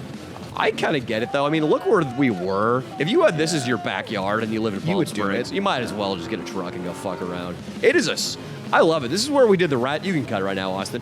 This is where we did the Rat Dick Ralph camping trip where Mudflat punched him in the face. It's dope out there. I really did. Joshua Tree. I liked. We were so scared while you were sleeping like a baby in the car. I was out with fucking Chad Keel because the strangest thing was happening all night. I think I talked you about were. it, but You You kept also trying slept in to the get. car, You kept trying to get blown by Eventually- Holly Day, and then No, she I didn't, was dude. trying to call the You cops. did It sleep was in the great. car. I Holly slept in Day the car. slept outside with us. Did like he a just try to man. shame me? Did he try to no, shame me? I did, and I also slept in the car. But I was up. That was because half the Holly night. Day. That was because Chad Keel and his jiu-jitsu were like, Leo, you got to stop sexually harassing this girl. You go to the That's not car. True.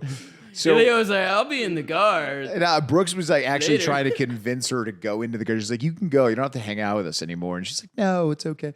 No, but anyway, the strangest thing was going on. Do you remember Austin and Dino? You were there too, right? Do you remember those guys in hazmat suits? Like, why were there people in hazmat suits? I don't remember them being in hazmat suits. You were sleeping. This was in the But middle of the night. the story the next morning, and no point that I hear about hazmat suits. Weren't they wearing hazmat suits or like full like overalls? Like there was something weird that they were wearing. I don't know, dude. They were like far They, away. they came to clean your foreskin.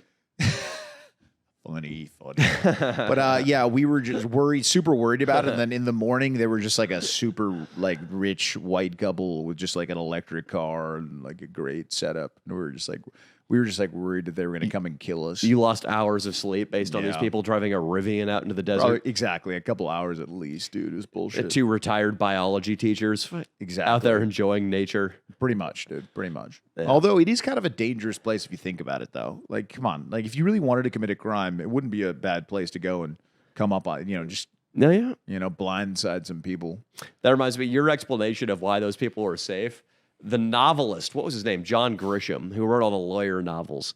He had a quote that came out where one of his buddies got popped for child porn. Oh, God. John Grisham comes out and he's like, these guys that are getting popped for this kind of stuff. He kind of reminds me of my lawyer in Tennessee, like a Southern good old boy. It's like, these guys that are getting popped for this kind of stuff, they're good white men.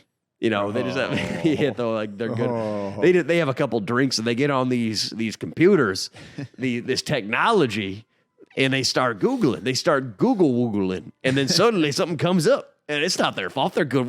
Can we look that up? Because his quote is real funny That's that he had to crazy. apologize for. Yeah, I said white couple because white couple is one of What would I the type least. anything to find it? Don't go to YouTube. Just go to Google. Just John Grisham defends child porn. Now, but the scariest of all people to be out there would be two white guys doing that shit in the middle of the night. But it was just a white couple is pretty like disarming. They're just like yeah, any kind of couple is good. any couple, yeah. Unless it's like they look like their EBT check didn't come through and they're taking matters into their own hands. Of course, Maybe, Time or- Magazine's here defending them. What John Grisham got right about child porn. Wow. God, well, that dude. was in 2014. That was before the left had made like being a pedophile Was acceptable. it though?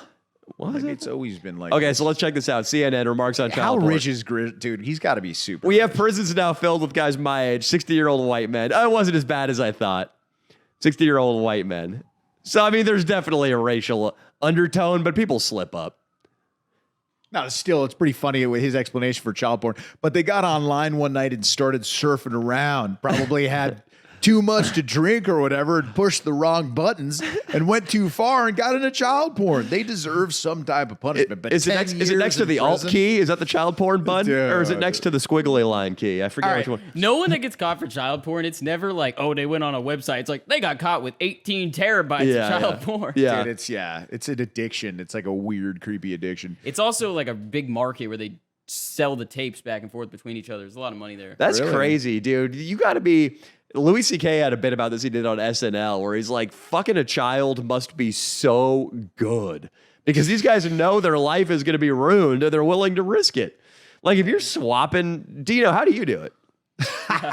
Like Kevin Bacon made a movie about like where it was like sympathizing with the like the pedophiles, and it was basically like it's obviously like an addiction like anything else, you know what I mean? But my question is, how do you even get to the dark web? Like I wouldn't even know how in the first like how Can do we you go to the even dark get- web right now? How I do don't you- have Tor, and Tor is like controlled by the FBI. What is really. Tor? Is It's that you know how you can download Firefox if you don't like Google? Yeah. It's the same thing, but it's Tor and it accesses like the deep web, which is basically just like the normal internet, but without all of the security measures that the normal internet has. So the FBI monitors it very closely? Well, it kind of came out that they basically like control it, and it was supposed to be this thing like, oh, if you use this, then they're not going to be able to see what you're doing. But really, they were kind of like like they had partial ownership or part of its creation or whatever, and everything on Tor was being monitored basically the whole time. So people who were selling child porn back and forth to each other, was the FBI allowing that or were they catching those people? Yeah, but it's like there's so many of them. That So they what I'm almost don't asking, care anymore. So the FBI doesn't care? Yeah, it's like really hard for like to get them to actually enforce any of it. I've seen interviews where people are like these cyber detectives or whatever that track down child pornography people, and then they'll hand over all this information to the FBI, and the FBI will be like, "Yeah, we already knew all that. We just didn't do anything." And it's like, why? Damn. And they just, I don't know, it's not worth the resources or whatever. Fuck. Yeah, well, the FBI is probably busy just stopping some fucked up? I don't know. maybe. Controlling the country. Yeah, The I was FBI going and to the say, that's a CIA very, exist. that's an optimistic Yeah, that they're look stopping toward. something. I know, dude. I mean, like the CIA, I we were hope. talking about unelected officials and how they can just shut stuff down. That's really the point of like the CIA and the FBI, right? Is just so America can do shit without it being democratically decided upon. And this was created Like in the if we want to 50s. go, like if we want to go whack somebody in South America, or if we just want to invade a place, we don't need people to vote on it at fucking all. Like we don't. This happened in. And I don't know the story of the 2008 financial crisis as well as I should, but basically all these banks went belly up. One of them was Goldman Sachs. And Congress voted to not bail out Goldman, and it wasn't going to happen. And then, like a couple of days later, they voted on it again. And suspiciously, all of a sudden, everybody votes in favor of bailing it out. While Nancy Pelosi is walking in, the head of Goldman Sachs, like into Congress to fucking shake hands with everybody. So clearly, everybody got greased. They're like, this is the thing that America's going to do right now. Goldman Sachs is going to bail these guys out. Yeah, I mean, once you kind of realize the CIA killed our president, it's Yeah. like, damn, what could they not do? They at that admitted point? that. Yeah. They admitted that they had something to do, that the FBI had something to do with JFK's. They I admitted don't know that if they they're admitted it. somewhat involved, but they still won't release the details. And Trump has basically hinted that, like, yeah, we killed him, but they're not going to ever disclose this information until every single person that was involved dies. That way people don't go try to do mob justice and like assassinate them and shit. They think it would cause too much like mass panic, so they want to wait until everybody from that generation is dead, and then they'll come out and tell us what actually happened. I wouldn't mind. One of the doctors who did the fake autopsy, I wouldn't mind people showing up at his house with fucking pitchforks. Fuck those people, dude. Yeah, they're JFK was a good guy, dude. He was a great guy. Fucking cocksuckers. But You would have he loved wanted him. to Sorry, he dismantle got the some CIA. That's why he they hated the Boatloads CIA. of pussy, dude. Yeah, That he- fucking pussy. He wanted to dismantle the CIA. He wanted to slow down the military-industrial complex. He didn't want to escalate in Vietnam. He basically pushed back on all the war hawks and the cigar-chomping advisors. They were like, yeah, see here, boy, these people over here, we need to send in our troops. We need to invade. And he pushed back on that kind of character. Send someone to the moon. And Unless you think that's fake. he also took a girl's virginity at the White House. Let's go, It was baby. like fucking 18. You would have loved that. Hell yeah. He was a huge womanizer. Yeah. He Friends was- with Frank Sinatra. Huge womanizer. Yeah. Leo, If women never got the right to vote, the only Democrat ever elected would be JFK because he's just like the man's man. You know what I'm saying? Yeah. yeah. I mean, he read poetry, which, some people would say that's fruity in this day and age. What's your take on poetry now? I mean, have you ever gotten into some? Poetry is like opera. And hard that to- maybe you could point me to a couple poems that I would really enjoy. Mm-hmm. And there's probably some operas I'd go and love, but it's not the most practical form of art. Danny's not gay Anymore? enough for that, bro. Maybe not. Anymore, or is it just, or you? Yeah, I think it's just, in 1860, when you had one candle, Sure. a candle in your living room, and the only entertainment was a book that a guy at the town gave you, like a guy named Josiah. A guy named Josiah comes into town in a pair of overalls and no shoes, and he's got a burlap sack and a couple books. That's your entertainment right there. And if one of them happens to be the collected William Butler Yeats, that's all you got. But dude, poetry, you need a master's degree to understand most of it. It's so intellectual. Yeah. Like basically to understand poetry, you have to have read every major work of literature that's ever been written by humans and understand when somebody's very subtly hinting at those works of literature. And It's a good breakdown of it. Yeah, I remember like the only time that I ever really delved deep into poetry. It's a shame, but it was just like in an AP English class in high school. Yeah. And it was like the teacher would read one line, like fucking. We read a lot of Virginia Woolf because they were already on that bullshit. Yeah. Women's fucking empowerment shit. But she was pretty interesting. She was you a know what I mean? lesbian, Yeah, so she was a you lesbian. went to So she Benidorm. kind of exactly. So it was like. She had some fucked up poems, but anyway, it was like one line, break it down for like 20 minutes with us. So it was just like that already took me out of it. I was like, how am I going to do this on my own? yeah. Like, how the fuck am I ever going to read this on my own? Same thing with like Shakespeare and shit like that too, dude. Yeah, Shakespeare can be pretty badass. Well, I've seen Shakespeare. The thing about that's random that I know from theater with Shakespeare is like you will do Shakespeare like once and not understand it, then do the scene again, and you're like, wait a second, I got a lot of it now. You do it 3, 4, 5 times, Yeah. then you see the scene done, and you're like, I actually understand what's going on, and you start kind of picking up the gist of the conversation without really knowing every word in the sentence, especially if it's performed well and somebody like directs it well, which is really interesting to see it come to life like on the stage. Yeah. But yeah, reading it like from a book without the footnotes though, still I would be lost. Yeah. I don't know. I've never understood Shakespeare on stage, but reading it's cool. He's got some fucking. That's the thing. It's like great poets and Shakespeare, like great playwrights. They can touch on shit. Nothing has been said about love and death and yearning in the human condition that Shakespeare didn't say. Yeah. He said fucking all of it. Any song you like that's like, oh, that really touches my heart because, ever since Sheila left, I've really been feeling blue. Like Shakespeare covered that fucking 400 years ago. Oh, It's done. exactly. It's kind of crazy to think about that. Yeah, like Romeo and Juliet, it's like, I don't know, like the first time you fall in love, it does feel like you want to kill yourself. And I when wish you lose would have that in the person. fucking. I wish you would have been Romeo in that fucking.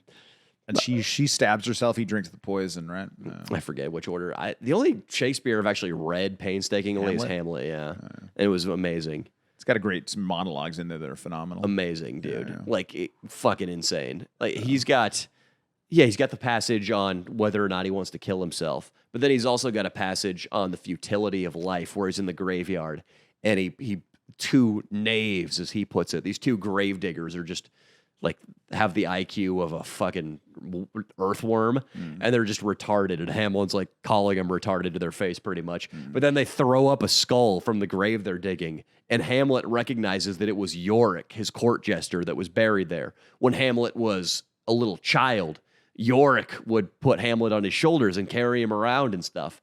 And then we should pull up that monologue right now, the poor Yorick graveyard monologue. I had this little like cheater it's really, Shakespeare book. Just really quickly, what's great about it is it talks about how no matter what you accomplish in life, you're like everything's going to be forgotten and just dirt is going to cover your body and all of your accomplishments. So what's the point of continuing on? Nihilistic kind of.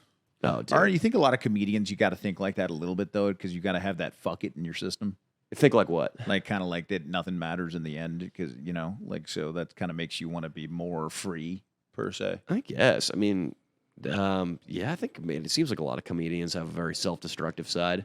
Oh my god, I'm already regretting the decision to pull up this fucking monologue, dude. So first clown, keep going down. You gotta do it in your Shakespeare. I mean, you have a video based around this guy, so I'm just trying to find the part where he finds the skull, dude. It's like right here, isn't it? And with the poor Yorick part.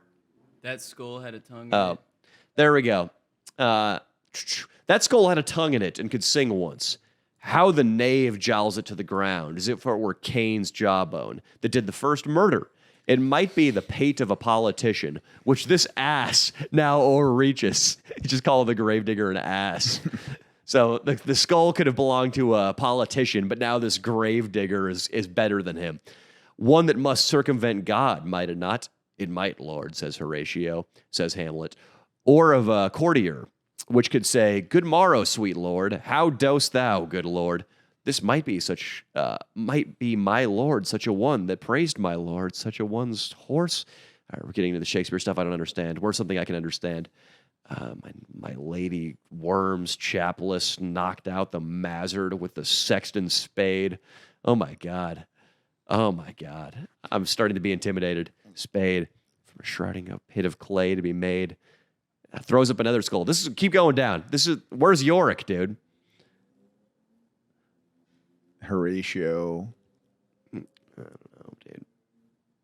Fuck it, dude. We got the gist of it, dude. Eventually the clown skull. There we go. Alas, poor Yorick. See, that's where he has the skull. And that's the most famous Shakespearean image. It's when he pulls out fucking Yorick's skull. To be or not to be. That's not to be or not to be. Oh, okay. Everybody always thinks it's to be or not to be, but it isn't. Alas, poor Yorick is here. Alas, poor Yorick, I knew him, Horatio, a fellow of infinite jest, of most excellent fancy. He hath borne me on his back 1,000 times, and now, how abhorred in my imagination it is. My gorge rises at it. Here hung those lips that I have kissed I know not how oft. Where be your gibes now, your gambols, your songs, your flashes of merriment, that were wont to set a table on a roar? See, he was a comedian. Yorick was a comedian, dude. Yorick was like the George Carlin of Denmark. Not one now to mock your own grinning? Quite chapfallen. Now get you to my lady's chamber and tell her, let her paint an inch thick, to this favor she must come. Make her laugh at that. Prithee, Horatio, tell me one thing. Okay. Yeah, maybe some of the more profound parts were higher up. For Shakespeare to have his collection of works to just be his, do you think that you believe the theory that he was like a bunch of dudes? No, but that's disproven. That's disproven? There's no credibility. So this guy, he's just like a super genius. Yeah, like he was crazy. He was gay too. He was gay. He was gay. Yeah. God damn it. Dude. He was. Just kidding. I mean, that's cool. I memorized. What? God makes people a little gay so that they do art, but like sometimes people just take it too far. And they don't realize that they're supposed to just be doing art, and they just start sucking dick instead. And he was that's just a theory. Yeah. So your theory is that God wanted homosexual people to just be like artists and like do watercolors, but then bang chicks. Yeah. And then like he just put a little too much in him, and then there's a theory to that. That's some could call sucking dick art too. So Leo, dude, I memorized a quote from Henry V to try, just like in case I ever needed it at a party, dude. I swear to God. Hit it. All right, we few, we happy few, we band of brother. For he today who sheds his blood with me shall be my brother. Except for if you guys are gonna like fight off some Some other guys from the Valley, another set. Yeah, that's right. Damn, dude. Yeah, it's deep. Henry V. Nah, yeah, we did it like in as an exercise in acting class for a little bit, so I just remember that. And, Yeah. Fucking, it was Shakespeare wrote all this shit, dude. it's a shame that we're never going to be like Harvard scholars. I think we could have been, dude. I was a good student, man. I could have just dedicated my life to the books. It'd be so boring. The guys who are the scholars on this shit. I mean, it'd be fun. Your job would be to collect knowledge, but their career will be. I had a professor who was really cool, Professor Summerhill at UCLA. Like, dude, he wrote a book on like the bonds being issued in 1820s Brazil. That's insane. Dude. Like it was just on 300 pages. Like on bonds. That was his thesis. Dude, yeah. Like you're so in the weeds, man. Whereas that's what's cool about. That's what I love about what we do is we can explore topics that are somewhat like your curious side is satisfied. You get to learn things and plan and be intellectually curious, but then move on to a new thing right away. And you check it out on a surface level, so you don't have to fucking the fucking interest rates in 1820s Brazil are of no concern to me. Yeah, it's interesting. It's interesting you say that because that is exactly what turned me off about being an intellectual forever, or like, you know, trying to have a career in, you know, I don't know. For a while, when I first got to UCLA and professors were still getting pussy, dude, I thought that was the best job ever. I wanted to be a professor. Those days are done, dude. Yeah, and then as soon as like I started slowly hearing these stories about like, I remember the first Me Too story I heard. I was a freshman at UCLA, and there was this teacher that was just like very upset, and he told us that his friend, who was a professor at UCLA, had given a girl a massage, and another girl saw it and was upset about it and went and told on him, and then they fired him. Damn. It was like it was like that. It was like not hit the girl's experience that got the massage, whatever. And then I was just like, damn. So the chick who got the massage didn't even care? Didn't even care, yeah. But the other one who saw it, and then they thought it was inappropriate or whatever, and they had fired this guy's friend, and he was just like really upset about it, and he was telling the class. Yeah. But and I remember thinking like, damn, that doesn't sound right or fair or anything. But then, I mean, in the workplace, it had already been kind of like that. When I first got in the workplace right after college, it was already like sexual harassment was like at the forefront of everything. Like, no, you'll don't fraternize at work, don't date. They would tell you not to date at work, you know, stuff like that. I didn't listen, of course. Yeah, of course not. Pulled my cock out a bunch. But, you know what's crazy? So you mentioned that the girl who got massaged did not try to come out against his professor? No. You know who supports Roman Polanski now? Who? Dude, the 13-year-old girl he fucking sodomized. Really? Dude, like, 'cause I was curious about Roman Polanski. I was like, dude, this guy's just in France, just like making movies. Yeah. And they came out, they wrote a bunch of He won a actors. Best Picture, bro. He made a Best Picture way after he fucked a 13-year-old. And so many people in Hollywood like had his back and shit. Yeah. But dude, the girl who was 13, what he fucking ass fucked her, like flew out to France and was like hanging with him. Yeah. Crazy. Didn't give a fuck. Yeah. Crazy. I mean, what was it, the 70s or whatever? She was 13. I know. It's insane, bro. Oh, it's the 70s. Dude, she was like a Led Zeppelin fan. It's cool, dude. No, I'm definitely not saying it's cool, but like I think that, you know, times have changed a little bit. I feel like it doesn't matter. Obviously, 13 is way too young to have sex. But it is insane that back then it seemed like that was sort of not, it wasn't frowned upon. Like, obviously there were people at this party. I mean, Jack Nicholson probably fucked her too. He just got away with it. No, I think what happened was Roman Polanski, it was at Jack Nicholson's house. Right. And I think Nicholson was out of town. And Polanski was just like, he was like doing the, hey, I'm a photographer move, which has since become the go-to creepy, I'm trying to fuck you move in LA. Yeah, it's the worst. So he's fucking the worst. He's photographing, but she's not like a 20-year-old OnlyFans chick. She's a 13-year-old fucking schoolgirl. And then he just took her to a bedroom eventually. But can you YouTube Roman Polanski victim, Austin? Because I'm pretty sure we'll just be able to find like a YouTube video of her. I would YouTube it. I'm pretty sure there'll be videos of her just repping for Polanski, dude. Because, yeah, she's like, there's pictures of them, like, hanging out. Now. Okay, that's too long. That's 4 years ago. Yeah, there we go. 420 on CNN. The second video. Here we go. It's 1977. You're 13 years old. Your mother had met Polanski socially. Here, one sec. I can make this louder. Yeah, It's a thank you. really Dude, her quiet mother video. met Polanski? Oh, that's so creepy. Dude, this is a How solid did clip you right here. model for him, right? Right. Why was he looking at a model? He wanted a young American model, a female. He had done, I believe, Natasha Kinski, and he was looking for a different, more American as a, as a contrast. To model to it. for what? For a French magazine, He also did that too? I mean, apparently. because he was a movie director. Right, and I mean, he did photograph Natasha Kinski, and she was in a magazine, so. So how did you come to get to Jack Nicholson's house? Well, that was where the photo shoot was going to be, so. So did your mother take you there? No, she wanted to go along, but he said that he thought maybe she shouldn't because I might he's a pedo. feel uncomfortable or not be natural, I think. Was he the photographer? Yeah. Who was there when you got there? I think the housekeeper, but I don't remember. I know she was there, but I don't really remember meeting her. Without getting too graphic, what happened? Well, we took pictures and, drank some champagne and, You're 13, he's serving you champagne? yes. Had But you had it was champagne 1977. I think I might have on New There we Year's. go, Leo. That's there what I was- said, there but were it's bull- I pictures mean, it's and time bullshit, passed but- and everything seemed fine. But then, as the evening got to the wrong. very end, things suddenly took a turn in a bad direction, and I realized that, to my surprise, he seemed to be interested in, Did you more than I protest? thought. I was Did you quite shocked. protest? A little. Just Not a lot? Not a lot. I was scared. I had been drinking. I was alone, so I She made up, I didn't know how to handle it. Oh, She made up a fake asthma Yes. injury, illness. I said I had asthma. I don't know why. To get out of the hot tub. I think we have pictures that he took of you. They've been seen, right? I don't know. I think we do. Here are so. some of the photos that Polanski took of you. And Those my mom took. Oh, this is your mother. This one up.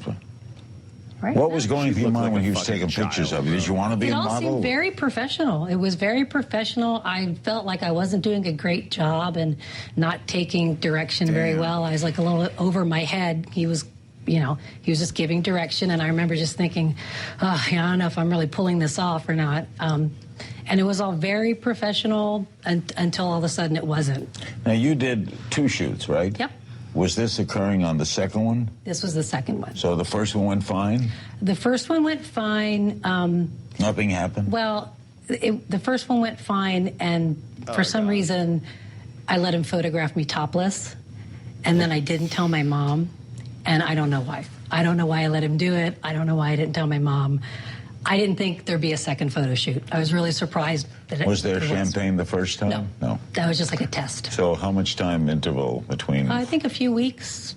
So you went back innocently because? I'm trying to get her on the pod. Because I wanted to be a movie star. That was my big break. I thought, this is an important job for me. You wanted to be a movie? Yes, I think, did. Leo, you This see her was as a a current famous blowjob story. girl. Right, so Shut this the was my, fuck this was an She's a good-looking older opportunity, lady. a big one, She's and really I knew cute. it. So it was the second time Yes, that yes. he got. Right. Did he get rough? No. If you got blown by the He was just Polanski persuasive, chick, and I was at a complete that'd loss be to hilarious, though, resist. right? I want to see. She's going to come out in his defense in a second here. I just want to hear it. People didn't talk about things like this in 1977. You didn't get advice on, don't let different adults time. do this. It was like cancer. You didn't mention it, so I was just completely unprepared. She's 13, Larry. If she doesn't protest, is it still rape? Oh, sure. It's rape Yeah, because she's under obviously, bro. 16. Also, he provided her with an illegal narcotic. He provided her with alcohol. All of these things in California deprive somebody of the ability to say no, so it's considered a variety of additional things. Yes, it's rape. It's rape by force. It's rape by use of drugs. She didn't really do it there, but there are pictures of them together, like hanging out in France. An Osama bin Laden video. Almost. Who did I was listening to a Patrick Bet David interview where he like fucking basically called Obama a Muslim. Oh God, dude. Isn't his middle name like Barack Hussein? Yeah. Hussein, yeah. Yeah, like I forget what context it was, but the Patrick Bet biblical, David man. interview was just totally professional about like the economy, and he's like, "We've never had a Muslim president in this country, at least not until 2008." But anyway, and then he just goes on to like the inflation rates right now with the M2 money supply. Like, Just fucking drops it. All right, guys, I got to go home and do some fucking taxes. Hey, this has been a fun pod, man. You're the man, dude. And, Me? Yeah. Oh, you're the man, dude. Thanks, Oh, brother. thank you. Looking forward to more shows on the road, too. Ooh. Yeah. Oh. Yeah, let's get one. I think we might get one going soon in Santa Barbara here. So We got a guy, Ryan Long's opener wants us to come to Chicago, and I guess there's another like headlining comic out there who's a huge fan of us. So we'd have two good comedians to jump on the show if we did Chicago. That's dope, dude. We'd have Yeah, a- I think we'd sell. I mean, we'd make our own, like we'd probably sell out a little joint there if we wanted to, though. We says already it's we, easy. we have a venue. Yeah, no, that's everybody He says in the winter it's easy to sell tickets there. Really? Yeah, because there's nothing to do. That's cool. Yeah. No, yeah, everybody says New York, Chicago are like the easiest to sell tickets at. It's the comedy jet stream, dude. Yeah, man. Where it's all cold and fucking People go. life's people, a battle. People go out to shit like that. Yeah, you get and they make money and shit. People have some money to spend. Check out the Patreon. We're going wild on there. West Side. Next week, this week, Wednesday, we might have GTA on there, Austin. Little GTA. A little GTA. Little Would be really GTA fun, session, dude. head to head. I mean, should I just bring my PS5? Would that make it easier? We could do that too. If I have two controllers that way, we could probably fuck around with some heavy GTA. Yeah, if I'm having trouble like running the game and recording at the same time, then we could just do it that way. All right, maybe I'll bring it early on Wednesday or something, and then we could see if it works. Anyway, check out the Patreon, and and then subscribe if you haven't. All right, peace, guys. Bye.